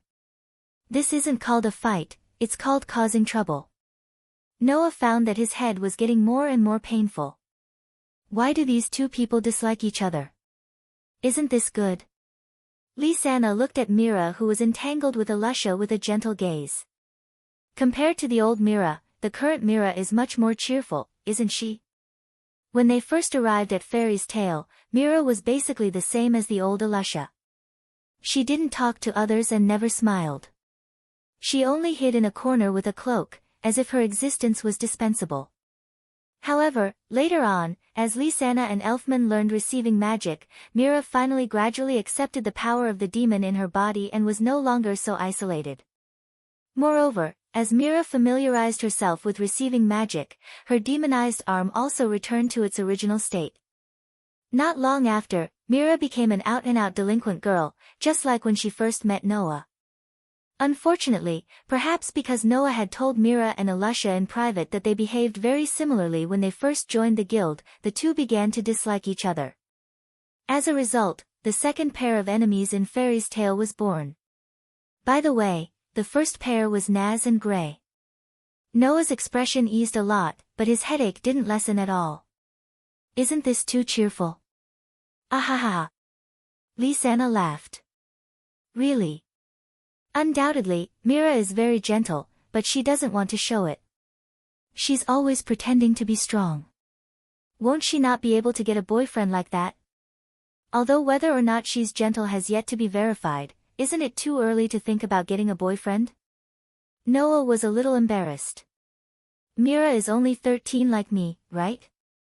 You're already thinking about such things at the age of 13. That's how girls are. Lisanna raised her head slightly and met Noah's gaze. Her gaze became as clear as the surface of a lake, swaying gently. Actually, 11-year-old girls are the same, brother Noah. Noah felt a little uneasy and panicked for some reason. He couldn't help but look away. You're right. You're right. You're wrong. You're wrong. You're wrong. You're wrong. You're wrong. However, at this moment, Noah suddenly felt a tender little hand squeezing into his hand and clasping his hand tightly. Noah was shocked and subconsciously looked in Lisanna's direction again. Lisanna still raised her head and looked at Noah with eyes full of enthusiasm. The hand that squeezed into Noah's hand and held his hand tightly was naturally Lisanna's hand. Faced with Lisanna's behavior, Noah could only look away. This wasn't the first time Lisanna did such a thing. When did it start? Noah himself didn't know. He only knew that sometimes, especially when they were alone, Lisanna would occasionally show such an aggressive side, as if she was launching an attack on Noah. Many times, Noah was at a loss. Surprisingly, Noah couldn't hate Lisanna like this, but it was inevitable that he felt embarrassed. Thus, Noah could only take out the weapon he always used at this time. What are you talking about? Noah put his empty hand on Lisanna's small head and rubbed it. Undoubtedly, it's just Lisanna. Don't act like you know. Wah. Lisanna began to struggle. Brother Noah, you're so annoying. You're like this every time. Who told you to always tease me? You should be punished. It's not a tease, brother Noah is an idiot. You actually said I'm an idiot, look at my, wah. Wah. Damn Noah. Mira, who was wrestling with Alusha, was furious. She abandoned Alusha and rushed over here. You're not allowed to bully Lisanna. Do you want to escape? Seeing that Mira abandoned her, Alusha was also angry and rushed over. Oh. I'm burning up. Fighting? Count me in. Naz and Gray rushed over full of blood. Get out of my way. Then, the furious Alusha and Mira sent them flying with a punch each. For a time, the whole scene was a mess.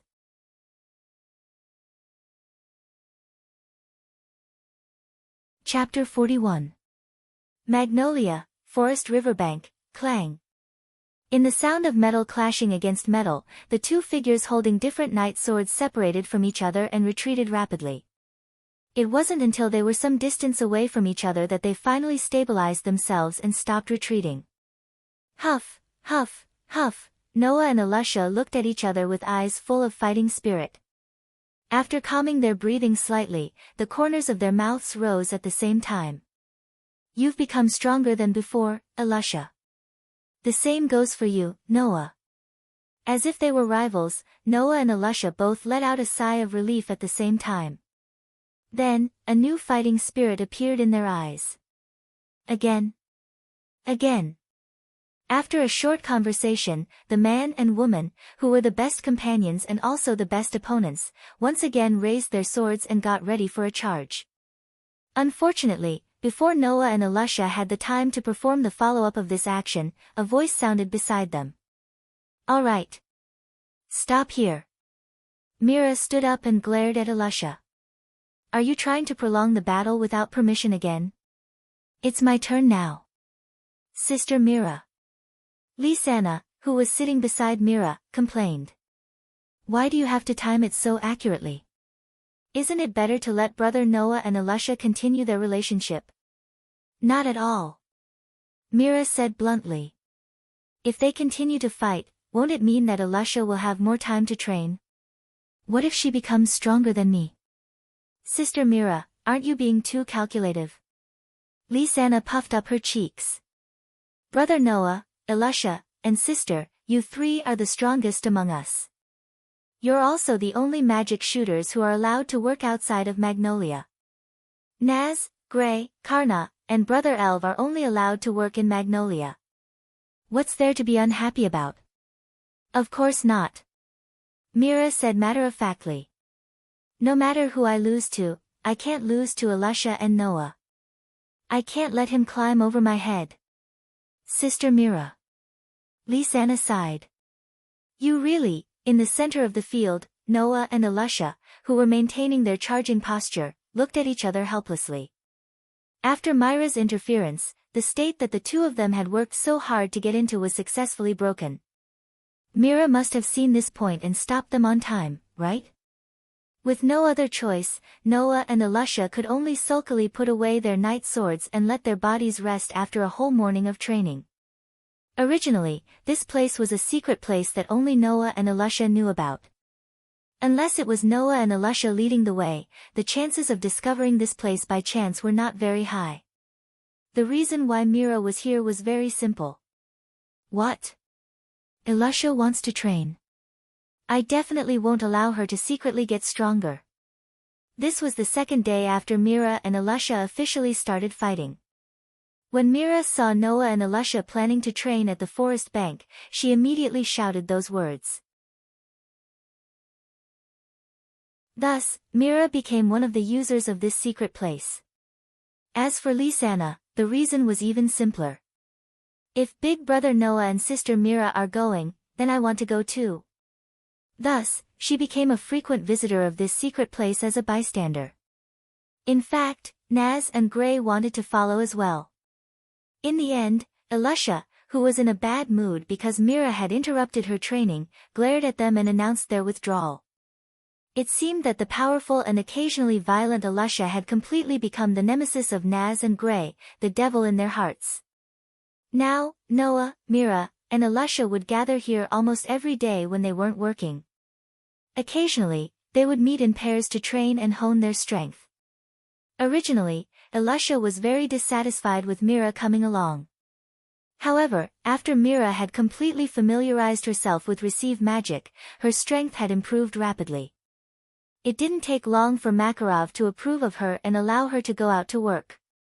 Now, among the children of the same age group in Fairy Tale, Noah, Mira, and Elisha had impressively become existences like leaders.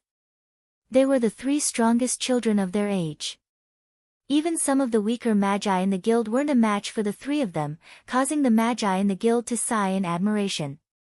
It was also because of this that Mira and Elisha became more and more incompatible.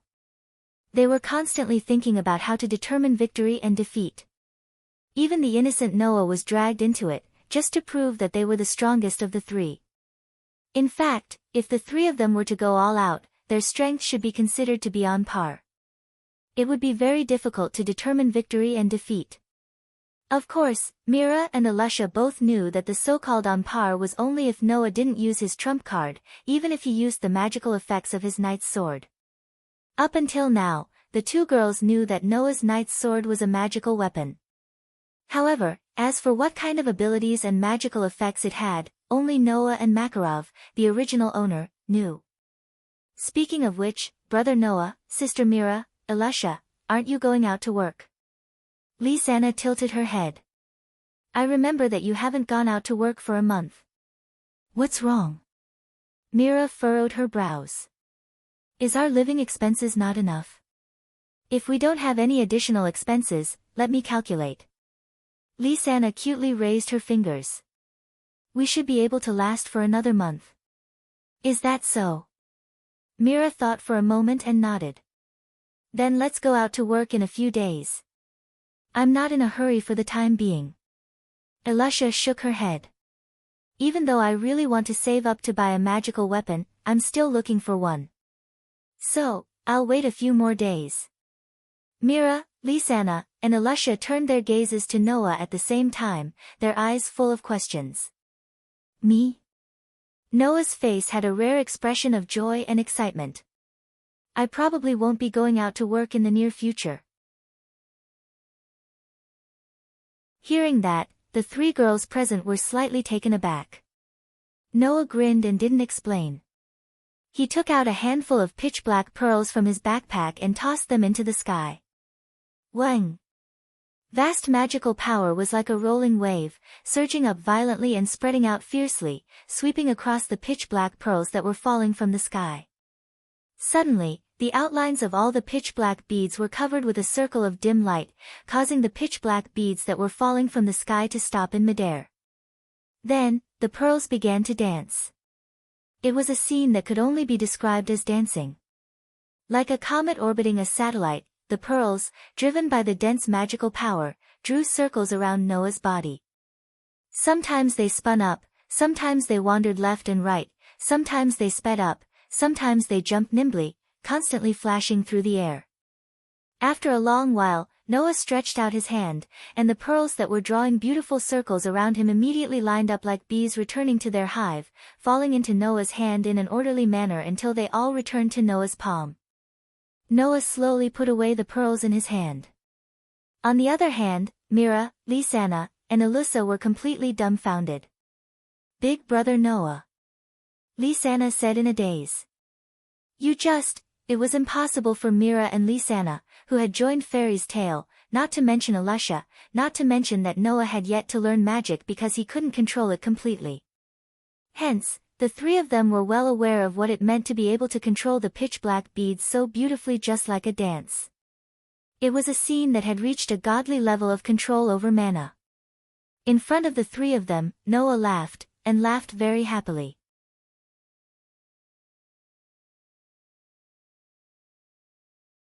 Chapter 42. In the Fairy Tale Guild, there was a very large library. It was a bookshelf that could hold 10 20-meter-tall bookshelves. There were countless thick and heavy books on it. It was a very, very large library.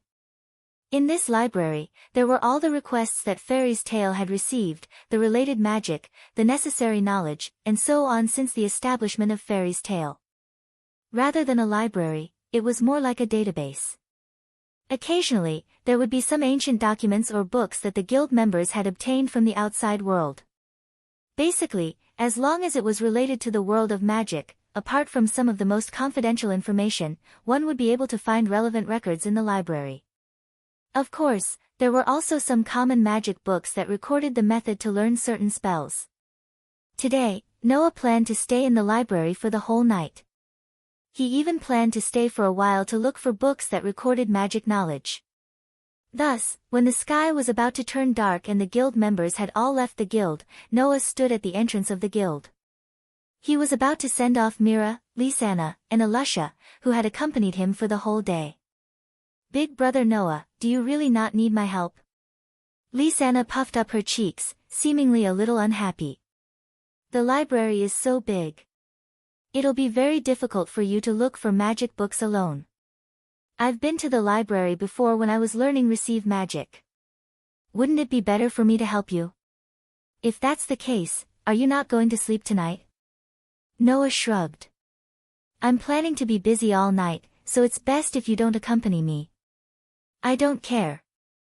Lisanna started nagging, but she wasn't confident that she could accompany Noah for the whole night. She could only mumble a few words. "Although I'm not interested in staying with you all night, I'm quite curious about which spell you want to learn," Mira said awkwardly as she crossed her arms and turned her head away. "If you beg me, I can reluctantly accompany you. To be honest, I'm also quite curious about which spell you want to learn." Alyssa also looked at Noah. "You really don't need our help. I appreciate your kindness." Noah thought for a while and shook his head. "Tonight, I just want to see if there's any spell I like. I might not be able to learn anything in one night. If you're really curious, it won't be too late to help me tomorrow." "I see." Alyssa thought for a while and nodded. "Then there's no other way. I hope you'll be able to learn something tonight." Lisanna seemed like she still wanted to say something, but she was stopped by Mira. "Since others don't want us to meddle in other people's business, why should we stick to them?" Mira snorted coldly. She pulled Lasana's hand and walked out. Come on, let's go home and let that man be stubborn. Wait. Wait. Sister Mira. Noya scratched his cheek and asked Alyssa with a perplexed expression. What's the matter? Mira asked as she left with Lisana and her grumbling. What's the matter? Did I offend her again? She just wants to help you, but she can't bring herself to do it. That's just how stubborn she is. Elisha didn't know whether to laugh or cry. She then walked in the direction of her own residence. Then I'll be heading back too. See you tomorrow. Noah nodded silently. He watched as the three of them left. When they were out of sight, he turned around and returned to the interior of the guild. He then walked in the direction of the library. After almost 2 years, Noah had finally trained his mana control to the point of perfection. He had completely controlled the unparalleled mana in his body. Noah clenched his fist that was filled with a sense of strength, and could not help but feel an indescribable sense of excitement when he sensed the mana that was surging in his body like stormy waves, but did not leak out of his body at all. It couldn't be helped. Noah had been waiting for this day for a long time. As long as he could freely control his own mana, Noah would be able to learn magic. In other words, Noah could finally officially embark on the path of learning magic and begin his journey towards becoming a true archmage. Once Noah learned magic, his strength would improve by leaps and bounds. He had spent 2 years of hard training to be able to control the powerful magic power freely in his body. When that time came, surpassing Mira and Elisha, who had always been on par with Noah in terms of strength, would definitely not be a dream. If all went well, he would even be able to surpass the person who had always looked down on Noah and was dissatisfied with Noah. The image of the lightning magic user who had the same special magic power as Naz, blonde hair, sharp eyes, and arrogant expression appeared in Noah's mind. The excitement in Noah's heart turned into determination as he quickened his pace and continued to walk toward the library. After walking for about 5 minutes, Noah climbed over the bar on the first floor of the guild and saw the entrance to the fairy tale library. However, the moment he saw the entrance, Noah stopped in his tracks. A surprised expression appeared on his face. He's here. He saw Makarov sitting cross-legged on a box beside the entrance of the fairy tale library. It was rare that he didn't have the wine cup or crutches in his hands. He also didn't wear the clown-like clothes. Instead, he wore a luxurious robe with sacred patterns on it. It was believed that as long as one was in the magic world, 99% of them wouldn't be able to recognize this luxurious robe. That was a robe that only the 10 most outstanding and righteous archmages on the continent, the 10 great saint archmages, could possess. Usually, Makarov would only wear this luxurious robe on very formal occasions, representing his status as one of the 10 saints. Now, Makarov was wearing this robe that represented the 10 great holy magicians. One could imagine how much importance Makarov attached to what he was going to do next. Seeing Noah's extremely surprised expression, Makarov grinned. His eyes seemed to be able to see through everything, containing an indescribable radiance. Have we finally reached this step? Grandfather. Noah hesitated for a moment before speaking in an uncertain tone. Don't tell me you already know. If you're referring to the matter of you completely controlling your mana, then I do know. Makarov's face was full of affection. After all, I've seen your hard work in training every day. You've never once lost sight of it. This sentence was like a warm current that drilled into Noah's heart. It turned out that Makarov had always been secretly watching over him, taking care of him without a moment of stagnation. Noah took a deep breath, walked in front of Makarov, and looked him in the eye as he said, "Don't worry. Grandfather, do you have something important to say to me?" Something important? Makarov narrowed his eyes and tilted his head. It's indeed quite important, but I feel that it's time to seriously talk to you. After saying that, Makarov was silent for a moment before speaking. Noah, I know that you've been avoiding your origins all this time. The look in Noah's eyes suddenly became complicated. Indeed.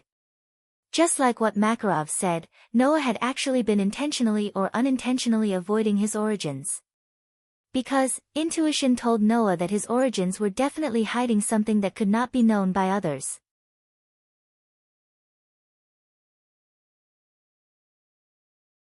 Chapter 43.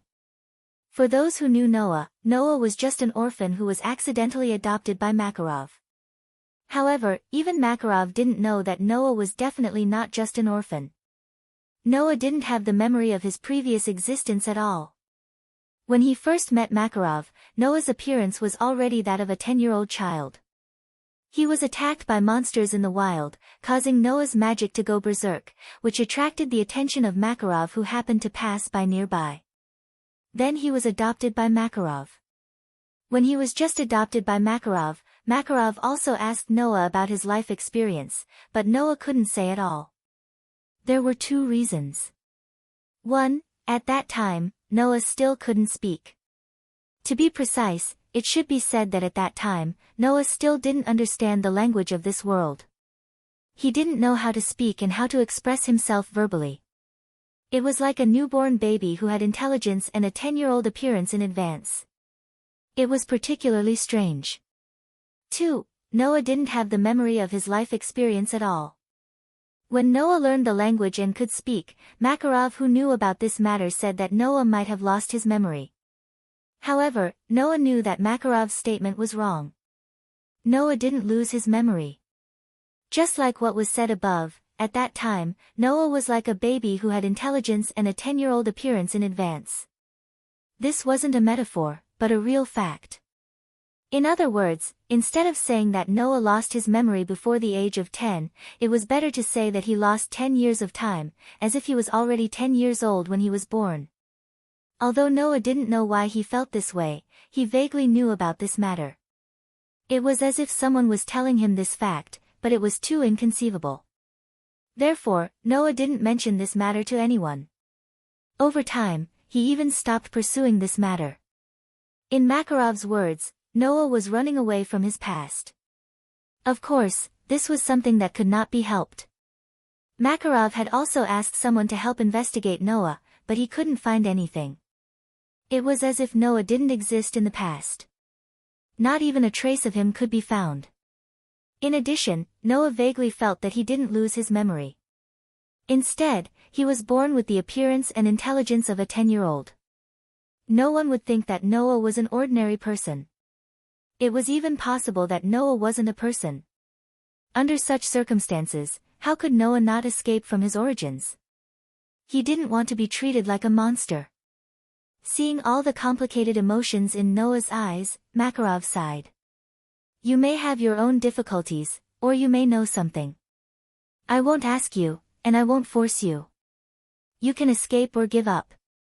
No matter what, I just want to say that you are my grandson, Makarov's grandson, and always will be. Grandpa. Noah closed his eyes.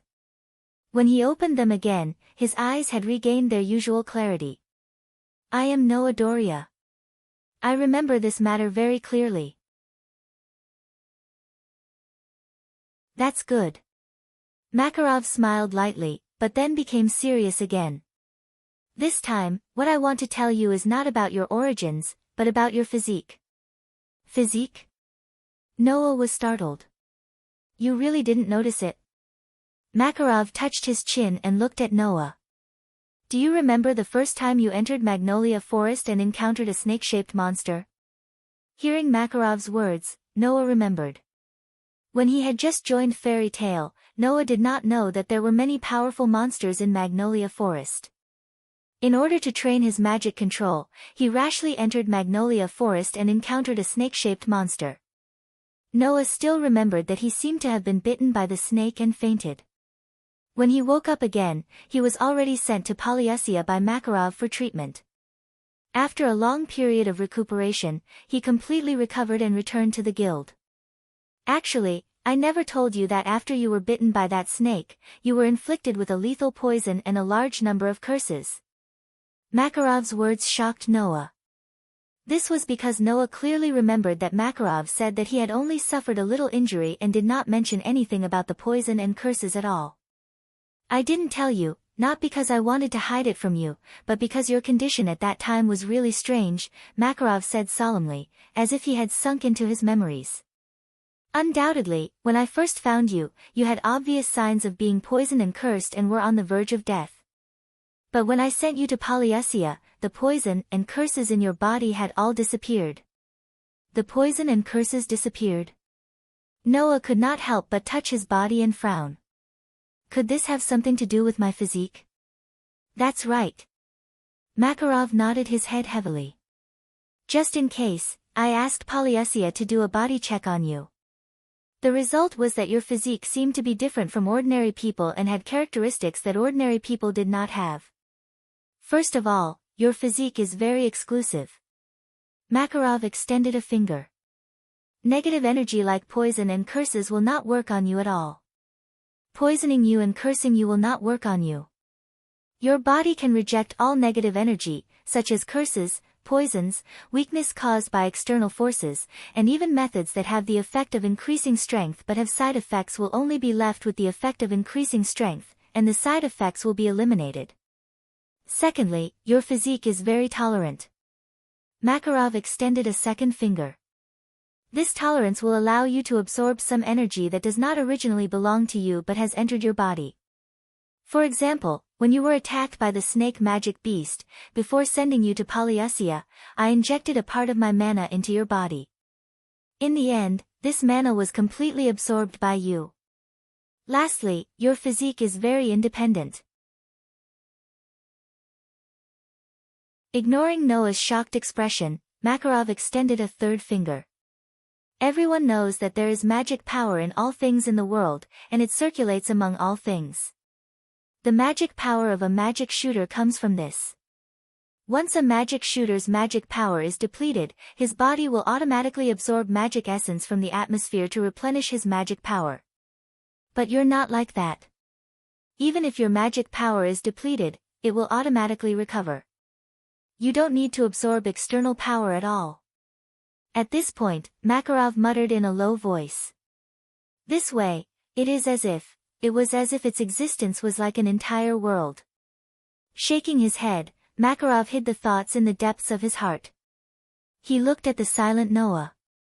I'm here to tell you this. You'll start learning magic soon, and you'll definitely meet all kinds of opponents in the future. It's absolutely necessary for you to grasp the uniqueness of your body. I hope you'll remember this. Immunity to all negative energy and side effects. Ability to absorb energy that does not belong to you. Ability to automatically recover your mana. These three effects were all demonstrating the extraordinariness of Noah's physique, and also telling Noah. He was indeed not an ordinary person. You are a smart child. I believe that you will be able to overcome all difficulties by yourself. Makarov smiled meaningfully. If you want to learn my magic, I welcome you to look for me at any time. Leaving these words, when Noah raised his head, Makarov had already disappeared. Noah stood in the same spot for a long time. After a long time, he let out a long sigh and patted his cheeks. Let's not think about it for now. Let's solve the problem of my magic first. Looking at the library in front of him, Noah lifted his feet and stepped inside.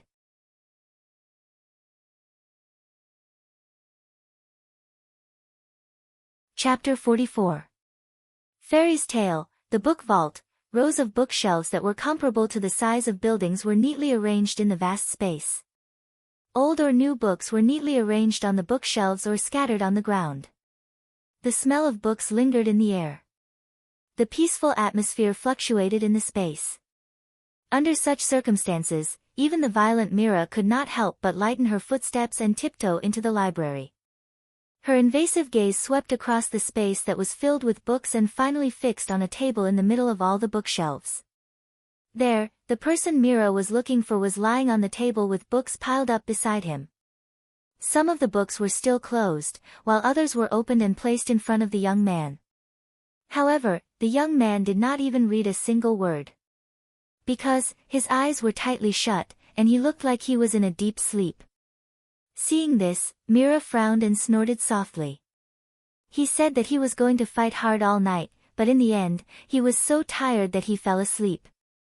Mira did not know that Noah had learned from Makarov that he was different from ordinary people last night, so he was exhausted and fell asleep. She walked down the stairs and walked in the direction of Noah. Looking down at Noah, who was lying on the table sleeping, Mira stretched out her hand, obviously wanting to slap Noah awake. However, in the next moment, an unexpected scene appeared in front of Mira. Drip. With an extremely soft sound, a drop of sparkling liquid slid down the cheek of Noah, who was sleeping on the table, and splashed onto the table, soaking that area. That was Noah's tear. Mira's eyes that seemed to be filled with fierce and powerful emotions suddenly trembled. She could not help but panic, and for a moment, she did not know what to do. Crying? Noah cried. Why? Mira could not get an answer to this question. At least, she could not get an answer now. However, the scene of Noah crying in his sleep did bring a great shock to Mira. This was the first time Mira saw Noah cry.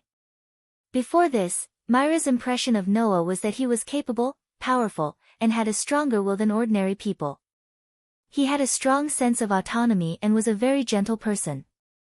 After all, before he joined Fairy Tale, Noah had saved Mira, Elfman, and Lisanna, who were in danger.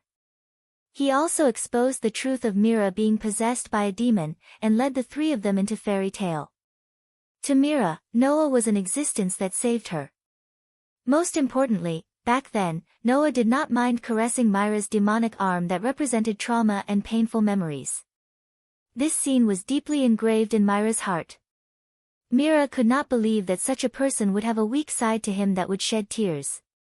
However, even if she knew that Noah had a weak side that ordinary people did not know about, what could she do? She stared blankly at Noah lying on the table, tears flowing out of his closed eyes from time to time and dripping onto the table. Mira was at a loss for what to do.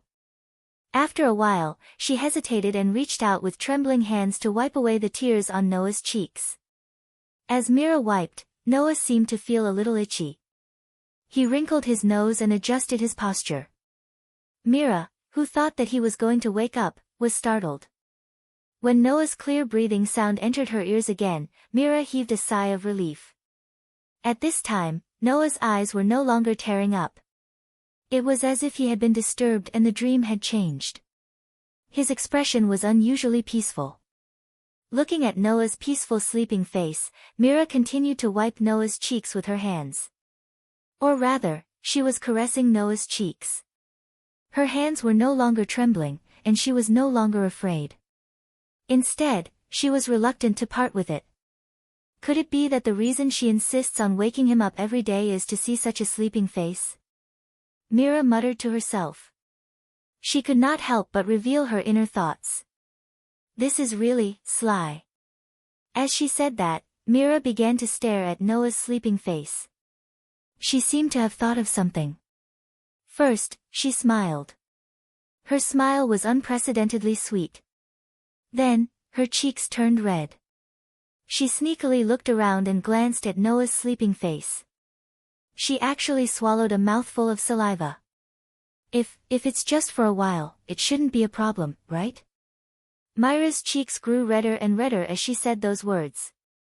Finally, as if she had mustered up some courage, she bent down in Noah's direction. At this time, Mira's eyes were like ripples in water. They were abnormally blurry. Mira's delicate and cute face was also inching closer to Noah's peaceful sleeping face, causing a pink atmosphere to reverberate in the air. Chirp. Although it was soft, because of the quiet environment, it was unusually clear. Mira's tender lips finally came into contact with Noah's lips, causing the pink atmosphere to become a little warmer, and the atmosphere became a little hot. Ugh. After an unknown amount of time, Mira reluctantly let go of Noah's lips.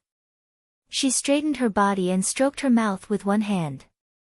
Her cheeks were incomparably red, her eyes were blurred, and her expression was blank. It was as if she had lost her mind.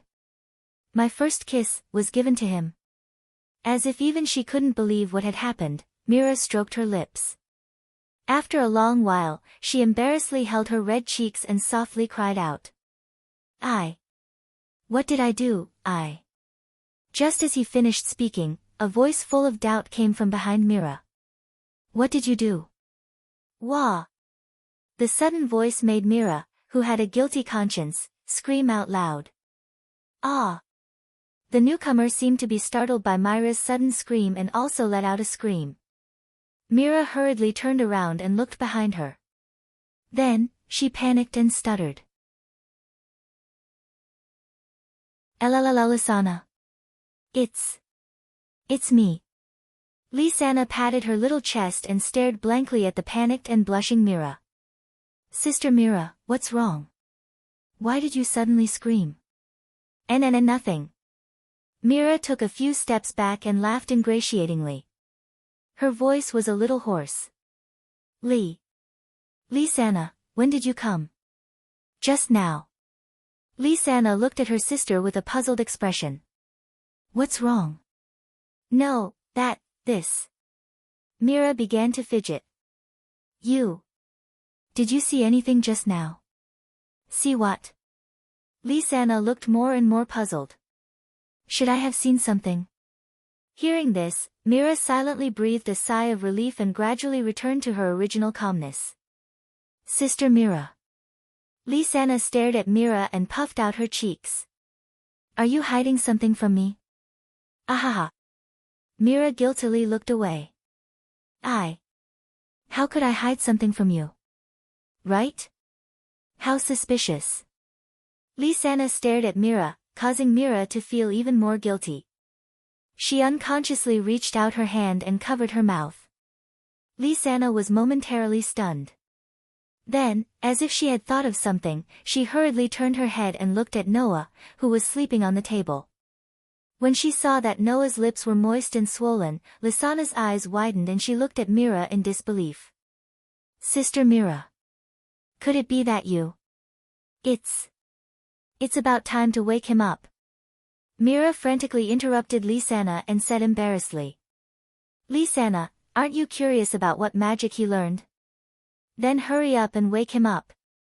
Lisana pouted and tears welled up in her eyes. Sister Mira, you're too sly. Little did she know that Mira had just said the same thing.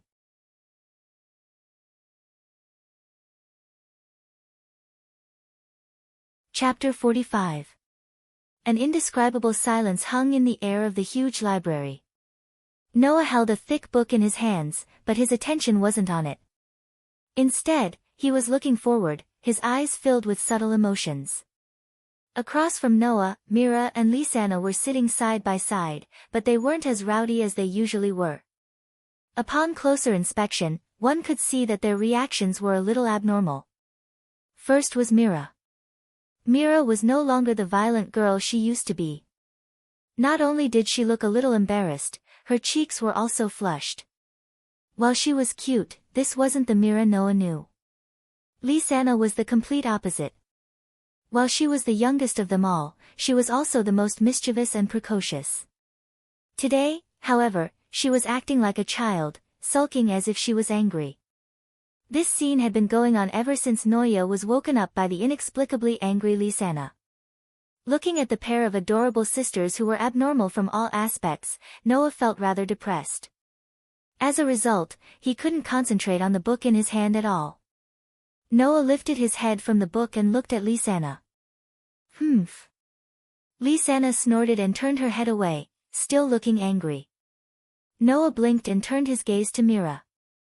Mira's shoulders shook in an extremely exaggerated manner, and her originally pink cheeks immediately turned red. She glared at Noah and called out in an extremely embarrassed manner. What? Do you want to fight? Noah was puzzled. It wasn't strange for Mira to look for a fight. What was strange was that when Mira said, "Do you want to fight?" in a domineering and vicious manner, what was up with her flushed cheeks and delicate version of, "Do you want to fight?" Noah really didn't know what had happened between the two sisters, so he decided not to think about it and asked directly. I say, are you guys hiding something from me? Hearing this, the white-haired sisters reacted differently. Mira shuddered and turned her head away with a guilty conscience. Lisana, on the other hand, seemed even angrier. She even shouted at Noah. Brother Noah is a big idiot. The questions in Noah's heart almost broke through the sky. Could it be that this was the legendary young girl's heart that men couldn't understand? Then, if you have the time to chat, why don't you hurry up and find a spell that you like? Mira changed the topic uncomfortably. Don't you want to learn magic? Of course I want to learn. Noah felt that he wouldn't be able to get any answers even if he continued to pursue the matter. He could only sigh as he adjusted the spellbook in his hand. Aren't we looking for it? Seeing that the topic was finally back on track, Lisanna also gradually returned to her usual self. She tilted her head and asked. You've been looking for a whole night. Haven't you found a suitable one yet? Basically, all the magic books in the guild's library are here. Noah patted the books that were piled up like a small hill on the table next to him, looking helpless. But I've been looking for a whole night, and I still haven't found a suitable one. Is it that difficult? Mira muttered as she grabbed a book and flipped through it. It's just choosing a spell, not choosing clothes. Can't you just pick the most powerful, and most useful spell? It's not that the more powerful the spell, the better it is.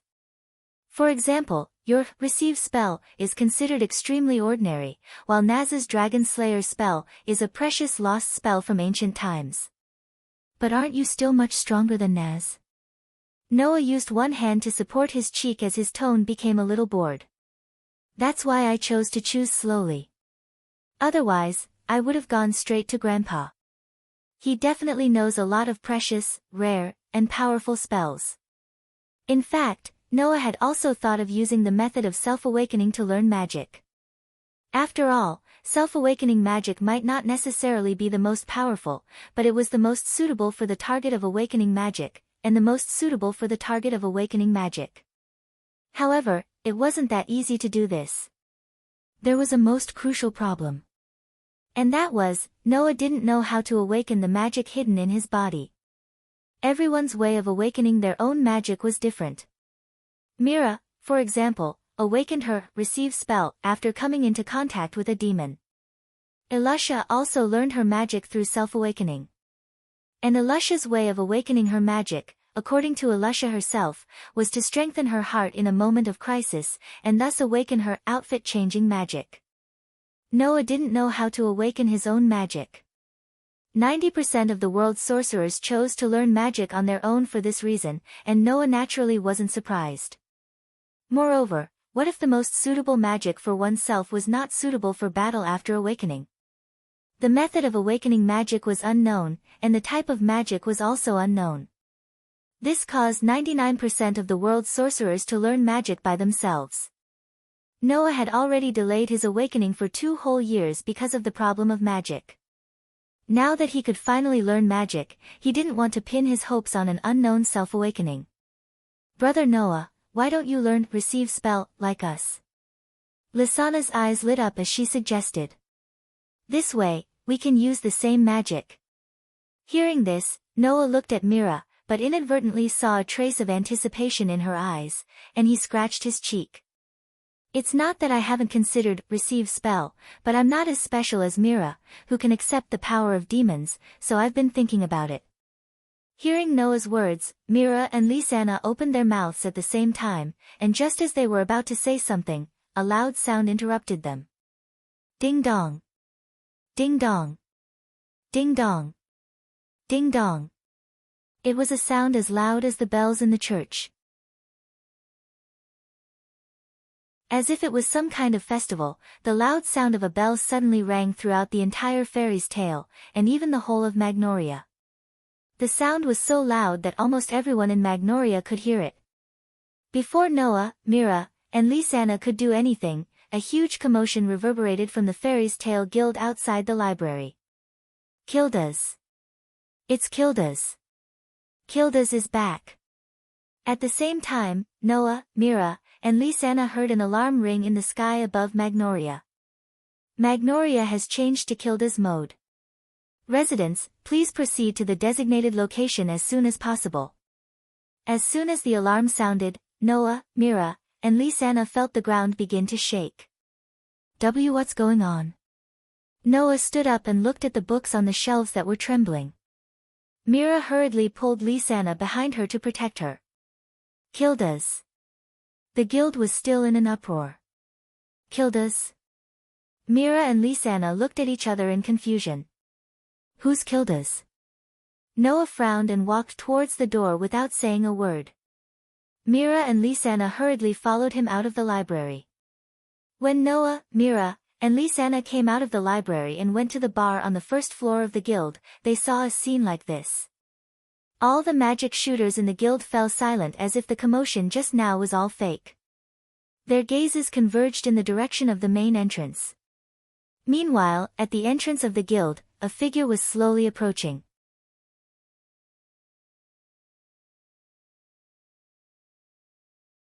Chapter 46. Almost in an instant, Noah held his breath and, like the people around him, focused his gaze in the direction of the gate. Even though he was inside the guild, Noah could clearly see what was happening outside. If there was a word to describe Noah's current mood, it would be shock. This was because Magnolia had cracked open. Magnolia, which originally had many buildings, was divided into two sides with the guild entrance as the dividing line. Two thick walls were built to protect the buildings on both sides. As a result, there was a road leading from the outside of Magnolia to the entrance of the fairy's tale. Under such circumstances, the existence named Kildas slowly walked over from the opposite side of the road and stepped into the gate of the guild. He was a middle-aged man around 40 years old. Moreover, it was a middle-aged man who wore a dusty cloak. His chin was full of stubble, and he looked rather sloppy. Such a sloppy middle-aged man carrying a cloth bag walked in from the outside and appeared in front of everyone's eyes. Undoubtedly, he was just a sloppy middle-aged man, but Noah felt a strong sense of presence from him. Of course, what Noah cared about was not the strong sense of presence, but the factor that caused this sense of presence to manifest. Noah clearly felt it with his powerful senses. The body of this sloppy middle-aged man in front of him hid a power so powerful that it could defeat Noah in an instant. Noah subconsciously clenched his fists and his body tensed up as if he had entered a state of battle. He stared at the middle-aged man named Kildas. Kildas had just stepped into the guild entrance and only had time to look around. Then, he suddenly tilted his head in confusion and fixed his gaze on Noah. The members of the guild who wanted to greet Kildas also seemed to have noticed that something was wrong. They looked at each other and forgot to speak. Mira, Lisanna, Elusha, Naz, Gray, Karna, Elfman, and the other children of the same age seemed to be thirsty. Their lips became dry and they opened their mouths, but no words came out. In the air, a solemn atmosphere was spreading. Looking at Noah who was staring at him with his body tensed up as if he was ready to fight at any time, Kildas suddenly smiled. His smile was very steady. It seems that there are some interesting people in the guild while I was away. But I'm not your enemy, so you don't have to be so wary of me, right? Kildas's steady and light voice spread throughout the guild, instantly dispersing the solemn atmosphere. Upon hearing Kildas's words, Noah was taken aback. Then, he realized that his actions were a little too intense. He took in a deep breath and slowly relaxed his body before bowing and apologizing. I'm sorry, my reaction was too intense. You don't have to take it to heart. Kildas's serious expression turned into a frivolous and exaggerated smile, and then he asked curiously.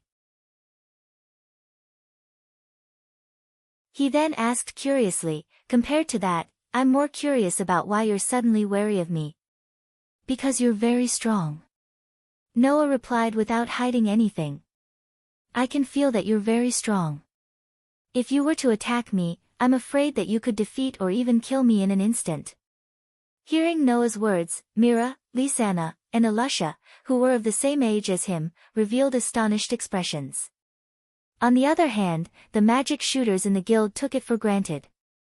So that's why you're suddenly wary of me. You're afraid that I would attack you. Kildas was stunned at first, but he soon burst into laughter. That's interesting. Hey! At this moment, Naz jumped out and pointed at Kildas arrogantly. Who are you? Me? Kildas pointed at himself and grinned. My name is Kildas, and I'm also a sorcerer from Fairy's Tale. Fairy Tale sorcerer. Mira, Lisanna, Elusa, Elfman, and the others all looked at each other in bewilderment. Kana. Noah, on the other hand, cast his gaze to Kana, who was standing at the side, and asked this senior, who was the first to join Fairy Tale among the children of the same age. Do you know him? However, Noah did not get a response. Because Kana was staring blankly at Kildas, who was standing at the door. She did not say a single word and looked absent-minded. Seeing this, Noah pushed Kana's shoulder in a daze. Kana. Ah! Kana exclaimed softly. When she came back to her senses, she forced a smile on her face. What? What's wrong? Didn't you hear what I said? Noah was puzzled. Are you not feeling well? No. I'm fine. Kana quickly brushed it off. What did you just say? I want to ask you, who is this person? Noah could only suppress his doubts and ask again. Why did Magnolia suddenly have such a change? Are you talking about Kildas? Kana looked at Kildas again. Noah did not know if it was an illusion, but he felt that Kana looked at Kildas with a complicated and special gaze. He's the strongest sorcerer in Fairy Tale. The strongest magic shooter in Fairy Tale. Noah was surprised.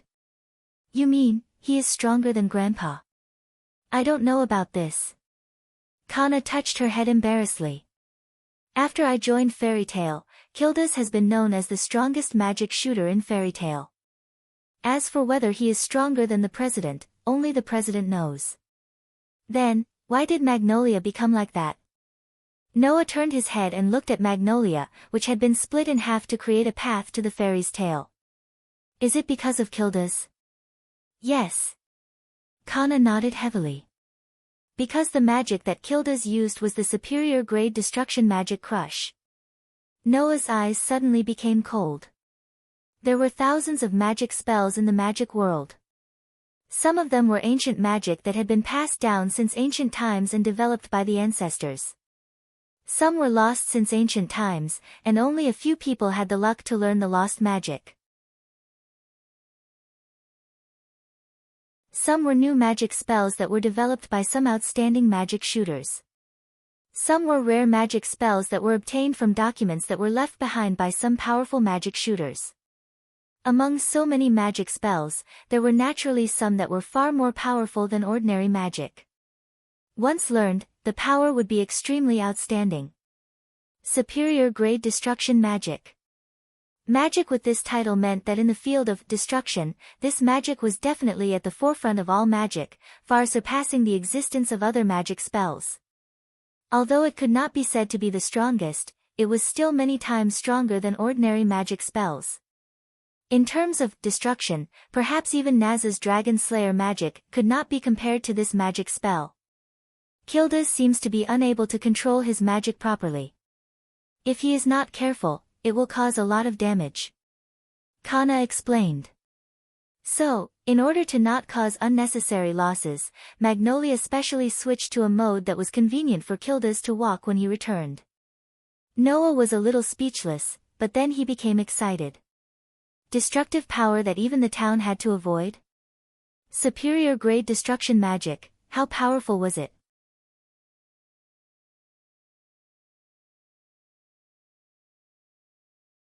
Chapter 47.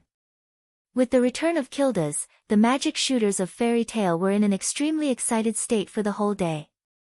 It was not only because Kildas was the strongest magic shooter in Fairy Tale, but also because Kildas was usually wandering outside and rarely returned to the guild. Sometimes, Kildas would spend a lot of time on extremely difficult missions. Sometimes, Kildas just wanted to travel outside and train himself while living the life of a wandering hero, so he spent a lot of time in other places. Everyone knew that the strongest magic shooter in Fairy Tale was a person called Kildas, but Kildas rarely appeared in the guild. Naturally, when he returned, everyone became excited. Not to mention, the magic that Kildas used was the superior destruction magic, Crush. Therefore, even if he was just passing by Magnolia, it would still cause a big commotion. Fortunately, Kildas did not stay in the guild for too long today. After seeing that Makarov was not in the guild, he left a sentence, "I'll come back tomorrow," and left directly. Following Kildas's departure, the guild gradually returned to its original state. However, the guild was still in an excited state, which made the children of Noah's generation who were not familiar with Kildas very curious. "That guy is the most powerful sorcerer in fairy tale. If I beat him, I'll be the strongest, right?" The hot-blooded Naz spat out flames and rushed out of the guild after saying this. Idiot. Gray, who joined Fairy Tale only a few years later than Katrina, was also not familiar with Kildas, but he had more or less heard of Kildas's rumors. He sneered at Naz and sat on the side, chatting with others. He even took off his clothes. Kildas? Elisha pondered for a while and then walked out of the guild with a determined expression. She must have been stimulated by Kildas and decided to use him as a target to strengthen her training. A man among men. Elfman mumbled. Elfman muttered these words with a longing look in his eyes. It seemed that he had taken Kildas as his idol. Katrina stared blankly at the direction Kildas left and did not say anything for a long time. I don't know why everyone is so excited about such a big uncle. This was Myra's vicious and disdainful comment. He's quite manly, but very sloppy. Are all boys like that when they grow up? This was the sigh of the mischievous Lisanna as she blinked her big eyes. Noah was the only one who glanced around at his companions before he quietly left and walked towards his room. Phew, lying on his bed, Noah slowly exhaled and closed his eyes, sinking into silence. To be honest, the appearance of Kildas not only stimulated Elisha and the others, but also stimulated Noah. With extraordinary senses, Noah clearly knew how powerful Kildas, the strongest magic shooter in Fairy Tale, was. Noah had only felt such a strong sense of presence and power from one person so far. Makarov. In other words, as the strongest magic shooter in Fairy Tale, even if he was not as strong as Makarov, he was definitely at the level of the 10 great Saint Magi. Noah really did not expect that there would be such a powerful existence in Fairy Tale. Kildas is definitely an S-rank magic shooter. S-rank magic shooter. That was a title that only magic shooters who passed the internal test of the guild and were recognized by the guild's president could have. In the Fiori Kingdom, as long as it was one of the top guilds, there would be at least 1 or 2 S-rank magic shooters. Due to the differences in the internal tests of each guild, the strength of the S-rank sorcerers in each guild was also different. However, even in the Phantom Lord, which had a large number of people and many branches, the number of S-rank sorcerers did not exceed 5. Fairy Tale's S-rank magic shooters test was notoriously difficult. Until now, Noah had only heard of S-rank magic shooters in the guild, but had never seen one. Today, Kilda's appearance made Noah certain that he was definitely an S-rank magic shooter in Fairy Tale. Grandpa always forbade me from going to the second floor, saying that there were extremely difficult missions that only magic shooters who were recognized by him could take on. In the past, I did not know what level I had to be considered as being recognized by Grandpa. Could it be that I have to be at Kilda's level? Noah sighed. Looks like I'm still far from it. Noah did not know that his thoughts were preconceived. The second floor of the Fairy's Tale was only accessible to S-rank magic shooters in the guild, and only S-rank magic shooters could accept quests from inside the Fairy's Tale. The S-rank magic shooters in Fairy Tale were very high, but how could it be so high that only people who had reached the level of the 10 great saints could become one? Kildas had undoubtedly reached the level of the 10 great saints, so it was natural for him to become an S-rank magic shooter. Noah equating Kildas, a 10 great saints, with an S-rank magic shooter was somewhat wrong. However, this did not hinder Noah's next decision. Reaching out, Noah looked at his palm that was facing the ceiling and clenched it tightly. The problem of magic has to be solved as soon as possible. With that said, Noah couldn't help but have an idea in his mind, and it got out of hand. At this moment, there was a light knock on the door, and Lisana's little head poked in. Seeing Noah lying on the bed and staring blankly at the ceiling, she faintly sighed. "Big brother Noah, why did you suddenly leave? You made me look for you for so long. What's wrong? Are you hungry?" Noah did not even turn his head as he casually replied. "Sorry, Lisana, I can't eat with you today. I'm thinking about some things. You can eat with Mira and the others. It's morning now, and I've already eaten breakfast. I won't be hungry so soon." Lisana walked over angrily and slapped away Noah's clenched fist that was facing the ceiling. She then put her hands on her waist. "Big brother Noah, I find that you're getting more and more annoying." "Huh?" Noah looked at her with a puzzled expression. "I don't think I've done anything to annoy you, right?" "You have. You have." Lisana's eyes were starting to moisten. "Big brother Noah, do you not like me anymore? Where did this come from?" Noah hurriedly got up and looked at Lisana, who was about to cry at any time. He felt a headache coming on. "Lisana, don't cry. As long as you don't cry, I'll do anything." "Really?" Lisana secretly glanced at Noah with teary eyes, her eyeballs rolling. Then close your eyes." Noah immediately closed his eyes. The next moment, an extremely soft touch covered Noah's lips, causing him to frown slightly. However, he did not suspect anything and continued to close his eyes. Hee. After a while, the soft touch disappeared and Noah heard Lisana's laughter. When he opened his eyes, he saw her blushing face, but she looked extremely happy. "I'm even with big sister Mira." After saying that, Lisana skipped out of Noah's room. Noah scratched his face. "What's going on?"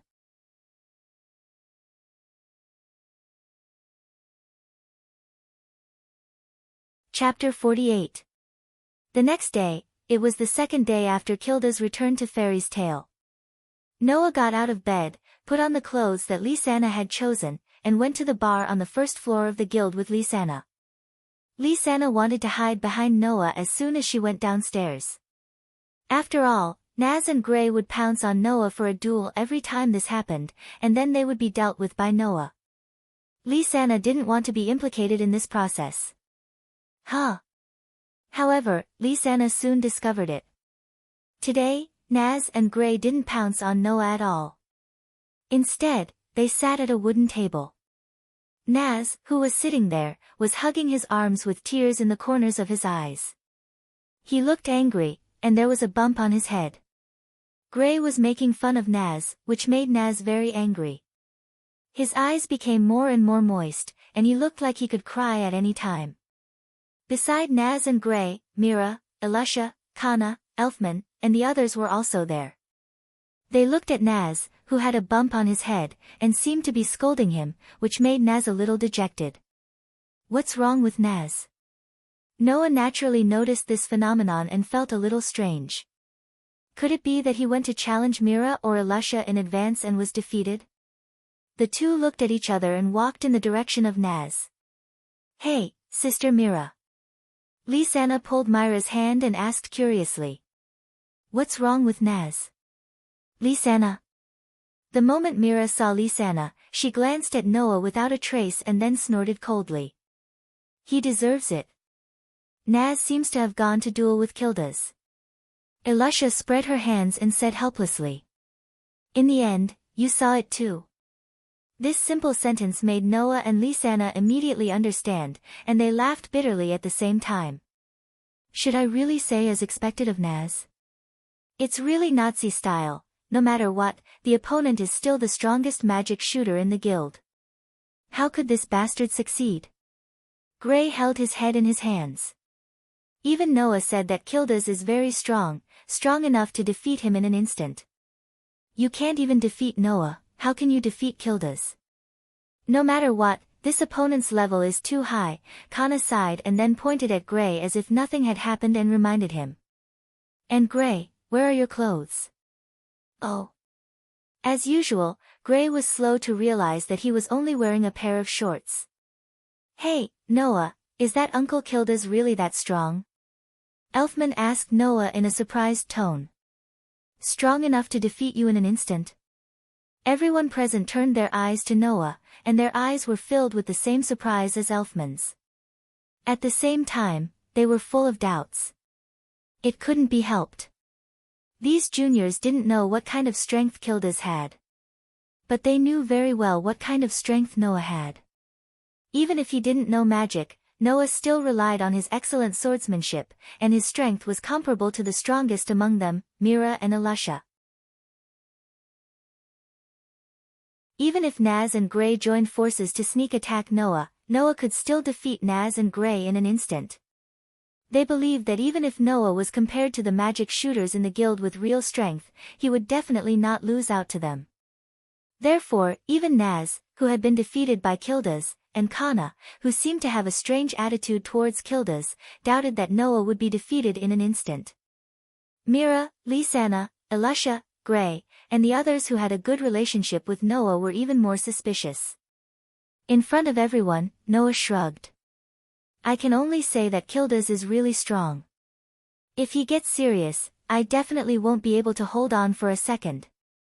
"A second?" Everyone's eyes widened to the maximum at the same time. At this moment, a voice sounded from the side. "Yo! You're still so energetic today." Hearing this voice, before anyone could react, Naz had already jumped up. Kilda's, who had not changed his attire at all, had a sloppy face full of stubble. He greeted the surrounding guild members while walking towards the group of children. Seeing Kilda's walking towards them, the group of young boys and girls began to feel a little nervous. Only Noah and Naz, one was sizing up Kilda's, and the other was shouting excitedly. "Kilda's! Let's continue our duel." "Duel?" Kilda's touched his head and waved his hand with a look of disgust. Sorry, let's talk about it next time." "Okay." Although he said okay, Naz had already moved his body and was ready to rush in the direction of Kilda's. "Idiot!" Gray and Elfman pounced on Naz and held him down, making Naz struggle and shout. "Let me go! Let me go! I want to duel with Kilda's." "You bastard!" Kilda's was helpless. "So impulsive, is he really a young man? Isn't this good?" Elisha, who had been sizing up Kilda's with a scrutinizing gaze, smiled coldly. "Since Naz has so much fighting spirit, it's not bad for you to accompany him, right?" No, I just came back not long ago, and I haven't rested enough." Kilda still waved his hand with a perfunctory look. "Naz, who only knows how to be straightforward, won't have any advantage in dueling with me, so let's forget about it." Hearing this, everyone nodded one after another. The strength of Kilda's was unfathomable.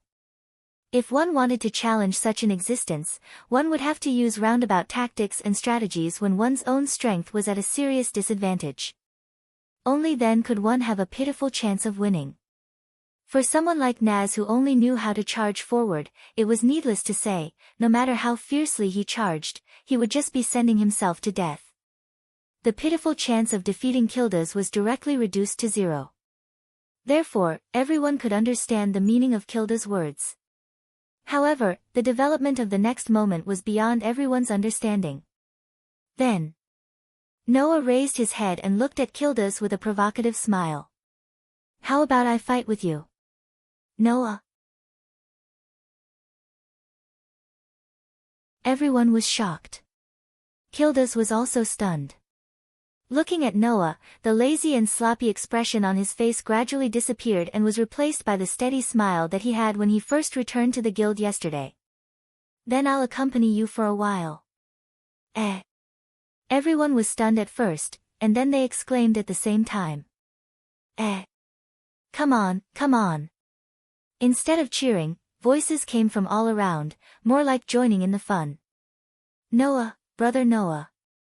Mira, Lisanna, Elisha, Naz, Gray, Kana, and Elfman stood in the center of the crowd. Some of their faces were full of worry, some of them were full of seriousness, and some of them looked excited. It seemed that they were having more fun than Noah. On the other side of the human wall built by the magic shooters, Noah solemnly held a sheathed knight's sword in his hand and stared at Kilda's, one hand still holding the hilt of his sword. Compared to Noah, Kilda's had a relaxed smile on his face. "Before we fight, let me ask you a question." Kilda's chuckled. "Why do you suddenly want to fight with me? Didn't you say that I can defeat you in an instant? Then you have to be serious." Noah maintained the most natural posture of drawing his sword and chuckled. "And before you get serious, I think I can still exchange a few moves with you. Actually, I'm quite curious about the president's grandson. After all, his other grandson is your brother in name. Sooner or later, I'll have to admit defeat to him, right?" Kilda's gestured at Noah provocatively. "So, let me see what you're capable of." Noah did not answer, but his grip on his sword tightened.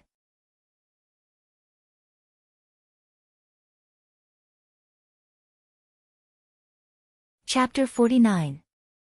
Big Brother Noah. Seeing that the battle was about to begin, Lisanna, who was most worried about Noah, could not help but shout, "Be careful." Noah nodded slightly and turned to look at the relaxed Kildas. He slowly lifted his foot and stomped it down. Bang! A loud stomping sound came from under Noah's foot.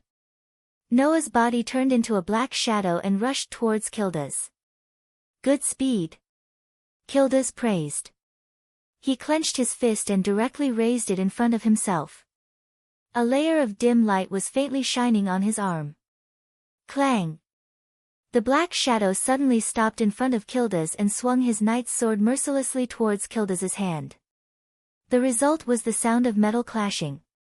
"You're quite strong too." After blocking Noah's attack with his bare hand, Kilda's body trembled slightly. He laughed in surprise at Noah, who had taken a step back. Instead of attacking, he swung his arm.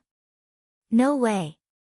In the crowd, Mira, Lisanna, and Elisha were all dumbfounded. He blocked Noah's attack with his bare hand. Noah also stared at Kilda's swinging arm. With his extraordinary sensing ability, Noah felt the mana covering it. To be honest, the mana covering Kilda's arm was not that exaggerated. At most, it was used to strengthen the hardness of his body. If it was someone else who used the same amount of mana to strengthen their body and blocked Noah's attack with their bare hand, their hand would definitely be chopped off. However, Kilda's used the same amount of mana to strengthen his arm and block Noah's attack. Others might find it inconceivable, but Noah realized that something was wrong.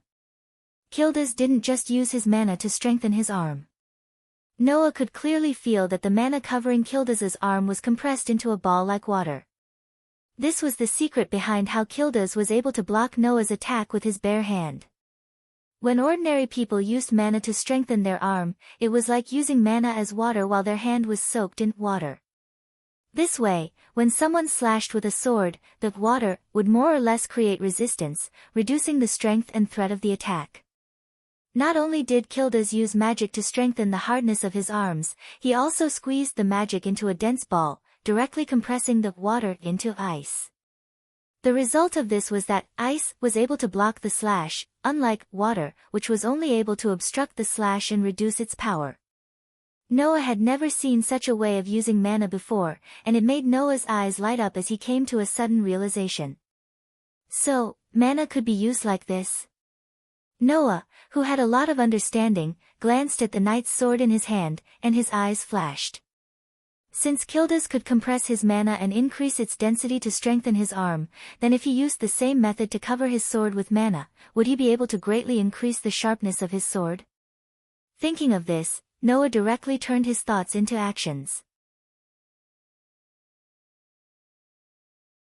The mana in his body flowed out continuously and gathered on the knight's sword in his hand. To be precise, it should be said that it gathered on the body of the knight's sword. Then, Noah used his superb control over magic power that he had trained hard for 2 years to control the magic power that covered the knight's sword. He compressed the magic power that flowed like water on the sword into a thin layer that was even thinner than the sword itself. Kildas, who noticed this, was really surprised this time. But before Kildas could say anything, Noah once again rushed out. His body shot out like a bullet from a gun, and the knight's sword in his hand rubbed against the air. In the sharp sound of the air breaking, he slashed towards Kildas. Kildas's gaze turned cold. He hurriedly raised his hand that was compressed with mana and blocked in front of himself. Clang! A loud sound, like the ringing of a bell, reverberated in the air. Kildas, who was at ease just now, actually took a step back in the sound of the bell. His eyes were full of shock as he looked at Noah.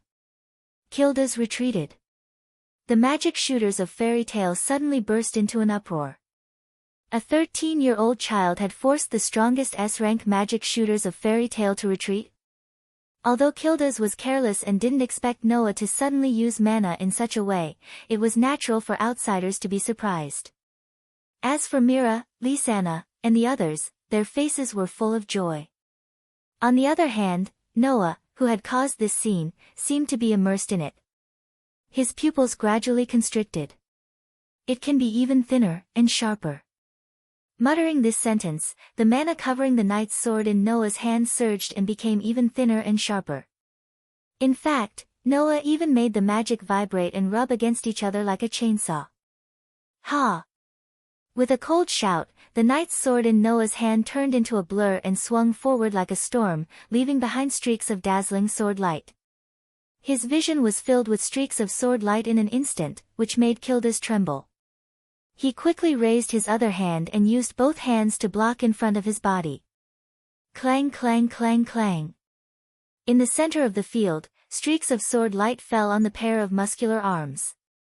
It was as if they were chopping on some kind of steel, and the sound of bells rang out continuously. It can be even thinner and sharper. Noah's gaze became sharper and sharper, and the knight's sword in his hand swung even more violently. The mana covering the sword was becoming thinner and thinner, and the friction was getting faster and faster, making the sword sharper and sharper. Perhaps, under such circumstances, Noah already had the ability to slash a house in half with a single slash. However, such powerful slashes only left white marks on Kildas's arm that was blocking in front of him. They couldn't even scratch the skin on Kildas's hand. What a shocking fellow! Yi Zichen sighed. Hiding behind his crossed arms, Kildas raised his head and looked through the streaks of sword light that formed a net and fixed his gaze on Noah's face. Then, he slowly raised the corner of his mouth. But, this is not enough. After saying that, Kildas abruptly opened his arms. Bang! The streaks of sword light that were slashing towards Kildas's arms were like a spider web and were easily blown up by Kildas. However, Noah was not surprised when he saw Kildas's exposed chest. Instead, he was delighted. Now's the time.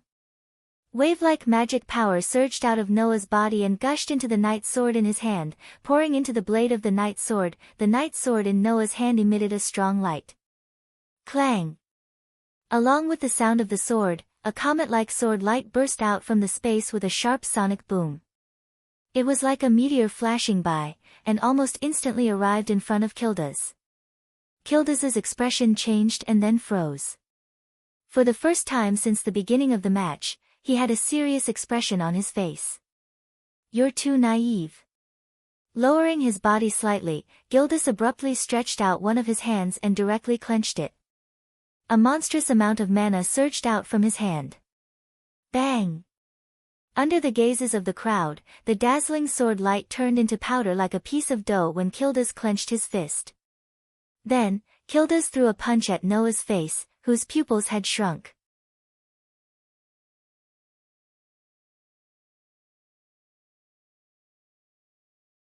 Chapter 50. Dong! Along with a low muffled sound, the hearts of the surrounding onlookers also jumped fiercely. Soon after, everyone present saw it. Noah's small body was like a kite with a short string.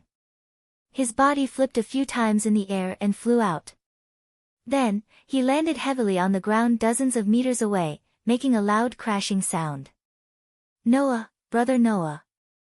Mira, Lisanna, Elusha, Naz, Gray, Karna, and Elfman all exclaimed in unison as they ran madly towards Noah. Oh no! Even Kildas, who was still in the posture of swinging his fist, was shocked. I accidentally got serious. Brother Noah. Lisanna helped Noah up from the ground, her eyes almost instantly tearing up. Brother Noah. Brother Noah. Mira stood in front of Kildas, her body surging with extremely dark mana like ink. Her eyes and expression became extremely ferocious. I'll kill you. Elisha, Naz, and Gray also got into their battle stances and stared at Kildas in front of them. It seemed that they would attack at any time. Although fists and kicks had no eyes, it was inevitable that there would be some injuries in this kind of duel. However, looking at the power of Kildas's punch, it was possible that it could have blasted a rock. As for Noah, it would not be strange even if he died, since he had taken the hit with his head. No matter how much Fairy Tale valued her companions, no matter how much she shouldn't be hostile towards her own people, under such circumstances, everyone couldn't care less. No matter what, this is too much. Elisha said angrily. Do you want to kill Noah? Don't think that we will be afraid of you just because you are an S-rank archmage. Gray also surged with mana. It seemed that he was also very angry. If anything happens to Noah, I will not let you go. Kildas. Naz gritted his teeth. Watch me take revenge for Noah. Seeing that Alyssa, Naz, and Gray were surging with mana, and Mira was about to rush out with a face full of rage, Karna and Elfman were completely panicking. Say. Everyone. Elfman was at a loss for what to do. Cold. Calm down. Kana stood in front of everyone and opened her arms as if she was protecting Kildas. Wait. Everyone, calm down. Around them, the magic shooters from Fairy Tale also cast a reproachful look at Kildas. Just as Kildas was about to say something, Noah gently pushed her away and stood up. Everyone, don't worry. I'm fine. Noah, brother Noah. Mira, Lisanna, Elisha, and the others quickly gathered around Noah, as if they were going to take care of Noah. You're fine. Kildas was surprised to see that Noah seemed to be fine. You were hit by that punch and you're fine. If I was hit, something must have happened. Noah smiled bitterly and raised the knight's sword in his hand and stroked it. It helped me dodge your punch. It? Everyone's eyes were focused on the knight's sword in Noah's hand. That's a magic weapon, right? Kildas suddenly realized. You mean, it was the effect of this magic weapon that helped you dodge my punch? Yes. Noah nodded and held the knight's sword in front of him. This sword can control the distance at will. Control the distance at will. This was the effect that Noah's magic knight's sword had been hiding. As long as mana was infused into the sword, the wielder could control the distance at will. For example, if the distance was shortened, even if the wielder was some distance away from the opponent, the sword could still reach them. When Mira, Elfman, and Lisanna were in danger in the forest, Noah had used this effect to shorten the distance between him and the giant, saving Lisanna in time. Just now, Noah also took advantage of the moment when Kildas opened his hand and revealed a flaw to use this effect. He shortened the distance between him and Kildas to the limit and struck out with that stunning sword. After all, if the distance was reduced to 1/100th, the speed of the knight's sword would increase by 100 times and the force of impact would be 10,000 times greater. Moreover, Noah's sword also had the ability to negate the recoil, allowing Noah to strike with all his might at any time without worrying about being injured by the recoil.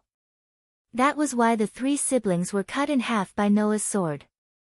Kildas had no choice but to get serious just now to block Noah's strike that had shortened the distance by 100 times, increased the speed by 100 times, and increased the force of impact by 10,000 times. On the other hand, as long as he used the magic knight sword to extend the distance, he could make the opponent's attack miss and nullify the opponent's attack. Noah had used this effect to nullify Kildas's punch, allowing him to remain unscathed. Of course, Noah's magic knight's sword had its limits. The greater the distance that had to be shortened or extended, the more mana the wielder had to expend. Noah had magic that no one else could match, so this limitation was not a big deal.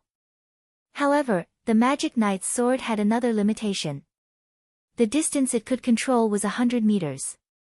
Regardless of whether the distance was shortened or extended, it could only be 100 meters. In other words, if Kilda's attack could reach 100 meters away, Noah would not be able to nullify it. Luckily, Kilda's only threw a heavy punch, which could only reach a distance of 2 to 3 meters. Noah was able to use the Magic Knight's sword to extend the distance and dodge the attack. This sword's magic effect is really rare. Kilda's exclaimed and smiled at Noah. Well, it's good that you're fine. Oh right, do you still want to continue? No need. Noah shook his head and looked at Kilda's. I only wanted to fight you because I wanted to see your magic. Magic? Everyone, including Kilda's, was stunned. Superior grade destruction spell Shatter. Noah looked straight into Kilda's eyes. Just now, you used this magic to shatter my slash, didn't you? So you challenged me because you were curious about my magic? Kilda's didn't know whether to laugh or cry at first, but then he laughed openly. That's right. My shatter can shatter the atomic bonds of anything it comes in contact with. It can directly break the atomic bonds from the inside. Thus, as long as it's a tangible object, even if it's a mountain or magic, I can shatter it in an instant. Shatter a mountain? Naz, Gray, and Elfman were shocked. It can even shatter magic. Mira, Lisanna, Elusha, and Kana were shocked. As expected of a super advanced destructive spell. Noah was more or less astonished, but he was even more certain of his decision. Kilda's. Noah's expression became serious as he looked straight at Kilda's. Can I learn magic from you? Learn this superior grade destruction spell Shatter. Suddenly, all the sounds in the surroundings disappeared in an instant. Mila, Lisanna, Elusa, and the others finally understood why Noah had challenged Kilda's to a duel just to see Kilda's magic. Noah wanted to learn Kilda's magic. In the domain of destruction, there was almost no other magic that could be compared to this super high-level destruction magic. Learn magic from me. Kilda's took in Noah's serious and solemn expression, and a meaningful look appeared in his eyes. President, did he agree? Noah was silent.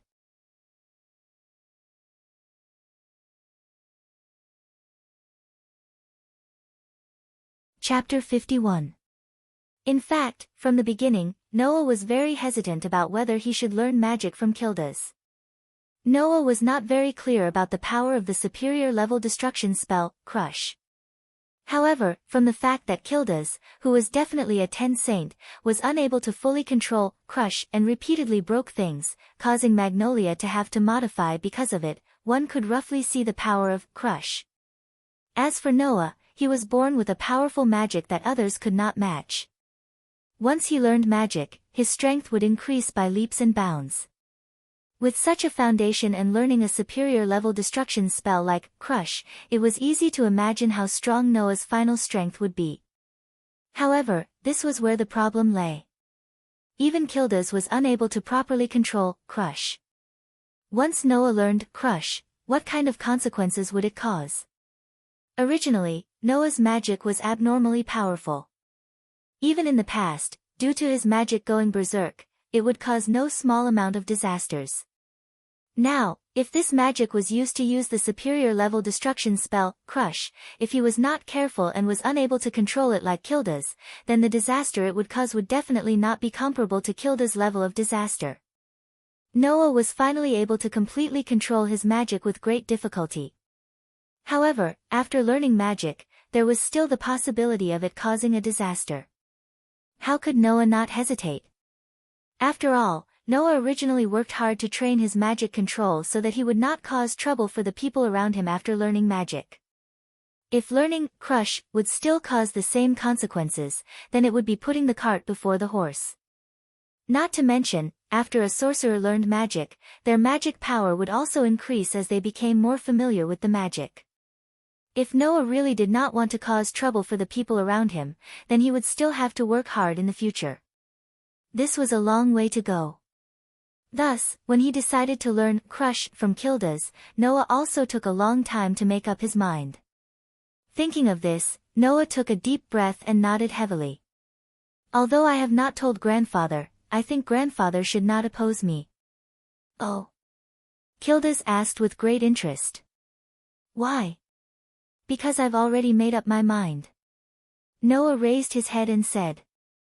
Once I start learning crush, I won't return to fairy tale, as long as I don't control it well. Wah! The surrounding people were all shocked. Noah, big brother Noah. Mira, Lisanna, Elisha, and the others immediately panicked. However, Noah was still staring at Kildas. The look in his eyes seemed to tell Kildas how determined he was to make this decision. Kildas rubbed his head. This is going to be troublesome. When Kildas looked very distressed, an aged voice drifted into their ears from outside the crowd. Kildas. The crowd gradually opened up a path, and Makarov walked in from the outside, appearing in the eyes of everyone present. President. The surrounding people immediately called out. Grandpa. Naz and Gray hurriedly said to Makarov. You came at the right time. Quickly persuade Noah. Grandpa. Noah looked at Makarov, who was slowly walking towards him, and remained silent. President. Kildas glanced at Makarov and shrugged his shoulders. You came at the right time. I don't know what to do. Kildas. Makarov grinned. Just agree to Noah's request. President. Mira, Lisanna, and the others all called out. Makarov immediately raised his hand and suppressed the voices of the surrounding people. He walked in front of Noah and fixed his eyes on him as he said. Have you really made up your mind? Yes. Noah, who had hesitated for an entire day before making up his mind, nodded without hesitation. I've already made up my mind. Then it's fine. Makarov did not hesitate and turned his gaze to Kildas. Kildas, is there anything that's inconvenient for you? I don't mind. Kildas spread his hands like a hoodlum. Although the crush spell is very precious because it is a super high-level destruction spell, it is also very difficult to learn and control. Usually, people who seek stability will not choose this spell. Now that there is someone who wants to learn it, I will not hide this spell. After that, Kildas changed the topic again. However, I don't have the patience to stay in one place for so long, and I don't have that much time to teach others either. So, let me go back and write down crush so that Noah can learn it himself. That works too. Noah nodded and agreed with a smile on his face. Thank you, Kildas. Well, take it as a reward for forcing me to retreat, and an apology for almost hurting you when I accidentally got serious. Kildas turned around and waved at Noah. Then I'll go back first. The spellbook should be ready by today. You can come to my place tomorrow to get it. With that, Kildas walked out of the crowd and headed back to his house. Just like that, a storm that was neither too big nor too small was settled. Noah, have you really made up your mind? As soon as he returned to Fairy Tale, Gray couldn't wait to ask the question. You won't return to Fairy Tale before you learn how to control magic? Are you serious? That's a super powerful spell that even Kildas can't control. Lisanna's voice carried a hint of grievance. If Big Brother Noah can't learn it, then you won't come back, right? The crush spell is indeed very powerful, but didn't you say that the more powerful the spell, the better? Even Mira couldn't help but feel a little anxious. There are so many spells in the library, I don't believe that you can't find what you want. How about you think about it a little more? Elisha seemed to have an opposing opinion. I think that everyone has a point.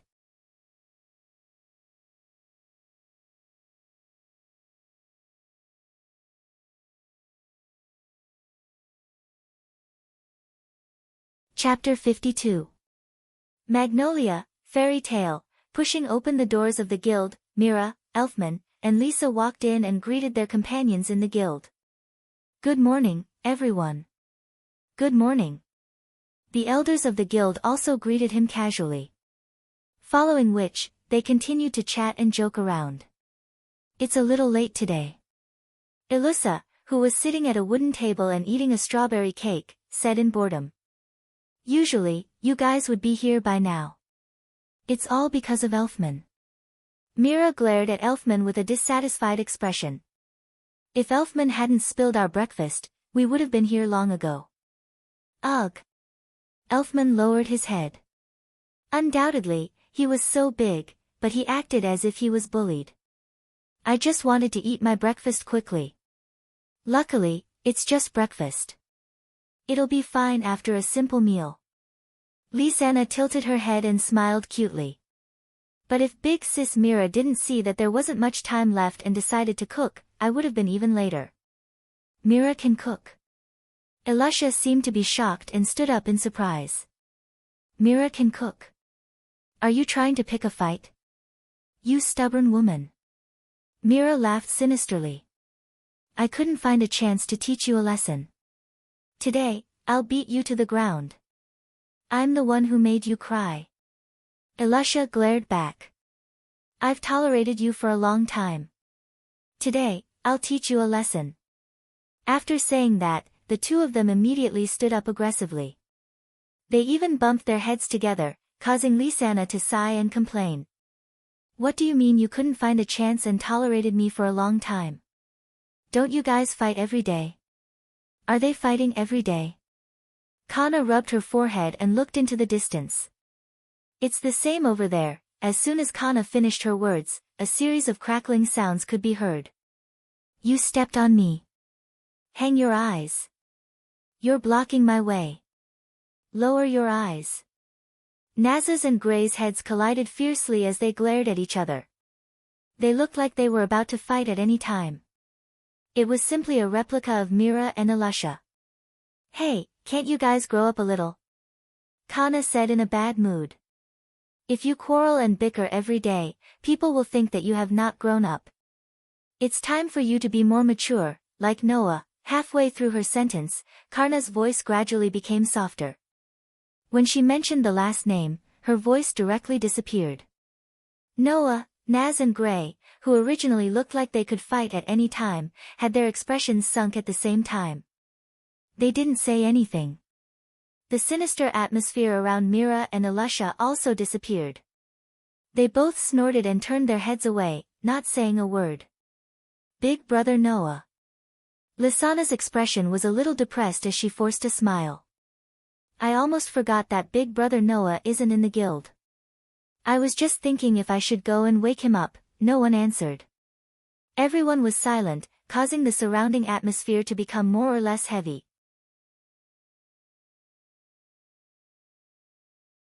"That guy," Mira bit her lips and said in a slightly resentful tone. "He decided that kind of thing on his own. He didn't even think about how the people on our side would feel." "Well, Big Sister Mira, don't blame Big Brother Noah." Lisanna collected her emotions and hugged Myra's arm. "After all, Big Brother Noah is only nearby. We can go and see him at any time." "That's what he said." Elisha asked. "Do any of you know where Noah went to train?" "Yesterday, he said he was going to a nearby mountain." Gray said in a casual tone as he casually took off his clothes. "But he didn't say which mountain it was. Doesn't that mean we can't find him?" Mira frowned and looked in the direction of the bar. "Guild Master, do you know where Noah is?" "Who knows?" Makarov, who was drinking at the bar, was the least concerned about it. He said weakly. "Anyway, he'll be back when it's time. Until then, let's take our time." Before Makarov could finish his sentence, something happened that ruthlessly interrupted him. Boom! An earth-shattering sound suddenly reverberated throughout the sky of Magnolia, turning into an echo that reverberated throughout the fairy tale guild. "Ah!" Many girls in the guild screamed, and the others all cried out in alarm. "What's wrong?" Mira, Lisanna, and Elisha all stood up abruptly. "What's going on?" This mana. Makarov, who was sitting leisurely at the bar, also stood up. His lazy expression instantly turned serious as he ran out. Seeing Makarov run out, Mira and the others looked at each other and ran out as well. Huff. Huff. Huff. Huff. Almost everyone in Fairy Tale ran out of the guild and followed behind Makarov. They ran along the street in a certain direction. After passing through 2 streets and many tall buildings, Makarov led the members of Fairy Tale out of Magnolia. After an unknown amount of time, the scene in front of them gradually widened, and the number of buildings in the surroundings decreased. The members of Fairy Tale also arrived at the wilderness and continued to run forward. Undoubtedly, Makarov, who had been running at the front, was already old, but his face was not red nor was he out of breath. When he saw a figure appear in front of him, he was startled and stopped. Kildas? Oh. Kildas turned around and saw that Makarov had brought the entire Fairy Tale over. His eyes widened in shock. Why are you all here? How could we not come with such a big commotion? Mira replied bluntly. By the way, what's going on? What's going on? Kildas let out a rare sigh and let them go. Why don't you see for yourself? As Kildas moved aside, the members of Fairy Tale subconsciously gathered their gazes in front of them. Pa! The sound of something falling to the ground could be heard. However, no one cared about what it was that had fallen to the ground. Everyone present, including Makarov, was stunned on the spot. Their faces were full of shock. This was because in front of them, there was a pile of rubble. Of course, if it was just a pile of rubble, they would not be in such a state. The problem was that if everyone remembered correctly, the location of the pile of rubble should have been a mountain. But now, the mountain was gone. No. It should not be said that the mountain was gone. It should be said that the mountain was broken. That pile of rubble was the original mountain. What? What's going on? Lisanna asked in a daze. Where's the mountain? No one answered Lisanna's question. Obviously, no one was able to recover from their shock. Cough, cough, cough. At this moment, a light cough could be heard. At the top of the pile of rubble, a hand came out and pushed away all the rubble. Then, a head popped out and coughed non-stop. Damn it. It's hard to control. Seeing the person coming out from the top of the pile of rubble, everyone was stunned. Noah. Noah looked at the dumbfounded crowd and his expression became awkward. I didn't do it on purpose. For a moment, no one could speak.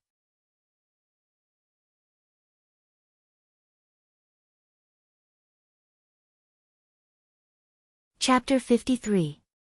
While the number of mountains around Magnolia couldn't be considered many, they definitely weren't few either. If they were connected into a mountain range, they would be able to encircle Magnolia 20 to 30 times. However, even so, the sudden disappearance of a mountain still attracted the attention of many townsfolk. That was why Villa Magnolia was even noisier than usual these past 2 days. Almost everywhere, one could hear people talking about the disappearance of a mountain. They were so excited about it that it was reduced to idle chatter after meals. While everyone in Magnolia was talking about this matter, the culprit behind it all appeared in the wilderness not far from Magnolia. Noah stood in the open field with his eyes closed, motionless, like a statue, fixed in place. Not far away, Mira and Lisanna, who had been here for quite some time, were quietly watching this scene. Ever since he turned the nearby mountain into a pile of rubble 2 days ago, Noah no longer dared to find a random mountain to stay in. Instead, he found a place where no one would come under normal circumstances and built a simple stone house to stay in. Noah knew that he was born with a physique that was different from ordinary people. Not only was his body immune to all negative powers and side effects, but he was also able to absorb powers that didn't belong to him but entered his body. He was also able to recover his mana on his own.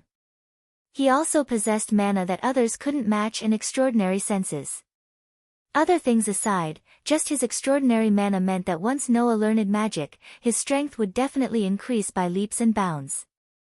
Furthermore, the magic that Noah had chosen to use was the superior level destruction magic, Crush. Using such a powerful magic to cast Crush, the power of Crush was absolutely astonishing. Undoubtedly, Noah knew that he had miscalculated. In the end, Noah still underestimated himself.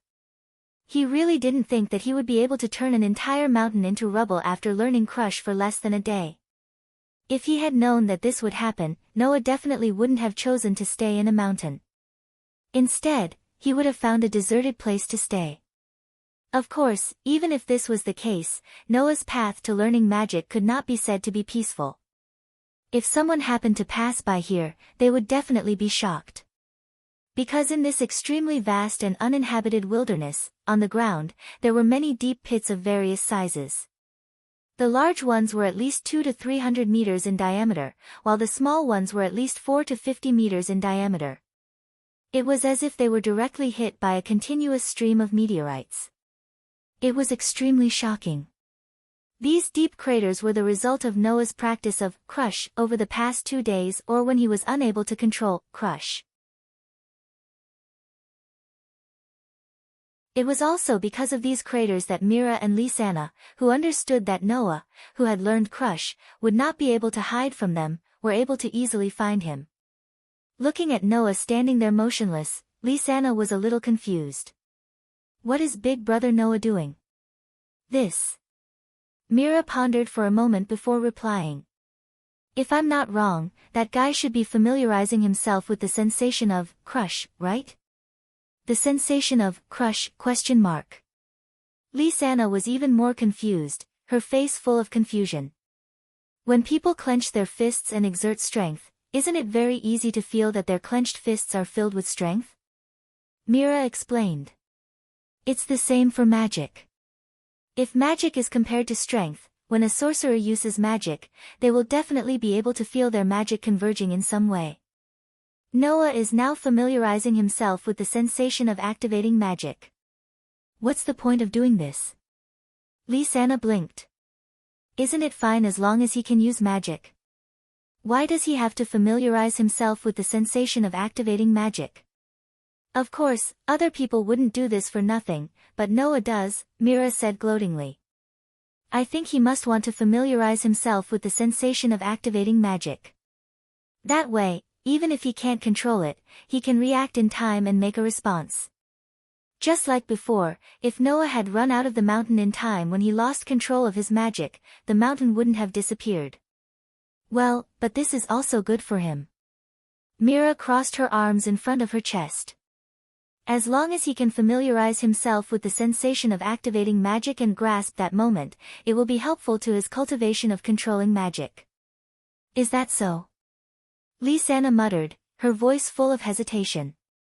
I originally wanted to see Big Brother Noah, but now he's working hard on his cultivation. What should I do? What do you mean what should we do? Can't we just go directly? Mira didn't have as many concerns as Lisanna and walked directly in the direction of Noah.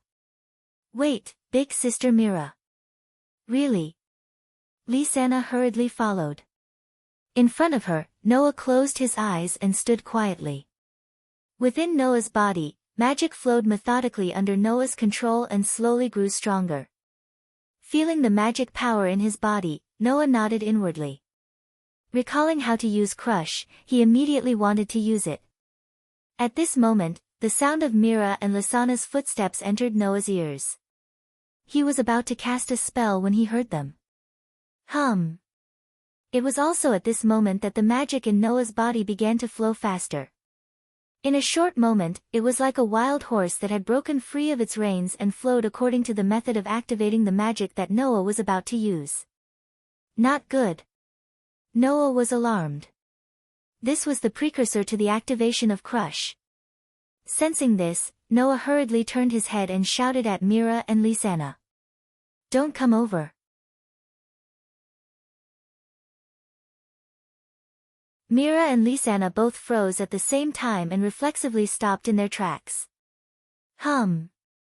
At the same time, a dazzling light burst out from Noah's body and expanded in all directions like a shockwave. Seeing the shockwave of light rush towards them, Mira and Lisanna turned pale with fright. In their hurry, they only had time to raise their hands to block in front of their eyes before their slender bodies were swallowed up by the dazzling light. Boom! A huge sound suddenly rang out. That was the sound of the ground being covered by the light from Noah's body turning into a pile of rubble that was neither too big nor too small, creating a deep crater. After a while, the light dissipated. Standing in the crater, Noah's heartbeat suddenly sped up. Could it be that Mira and Lisanna had been, what's going on? That gave me a fright. Fortunately, the nightmare that he had imagined did not come. Mira and Lisanna were still standing in the same place. Although there was shock on their faces, they were not injured, nor were they missing an arm or a leg. Mira. Lisanna. Only then did Noah put down the huge rock in his heart. But when he thought of the worst-case scenario, his face immediately tensed up. However, before Noah could reprimand the two of them, something unexpected happened. Rip! With a tearing sound, pieces of cloth of different colors flew off from Mira and Lisanna's bodies. Those were Mira and Lisanna's clothes. In the next moment, two equally tender, fair, and charming bodies were exposed to the sunlight without any obstruction. They were also exposed to Noah's eyes, becoming a beautiful scene that Noah would never forget for the rest of his life. Looking at the two charming and tender bodies in front of him, Noah's eyes widened, and his mouth slowly opened wide. Mira and Lisanna felt a chill run down their spines. They lowered their heads and looked at their own bodies. When that familiar fair and delicate figure entered their field of vision, the two girls' minds went blank and their faces flushed red in a second. Ah! A few seconds later, two screams resounded above the crater-filled field for a long time.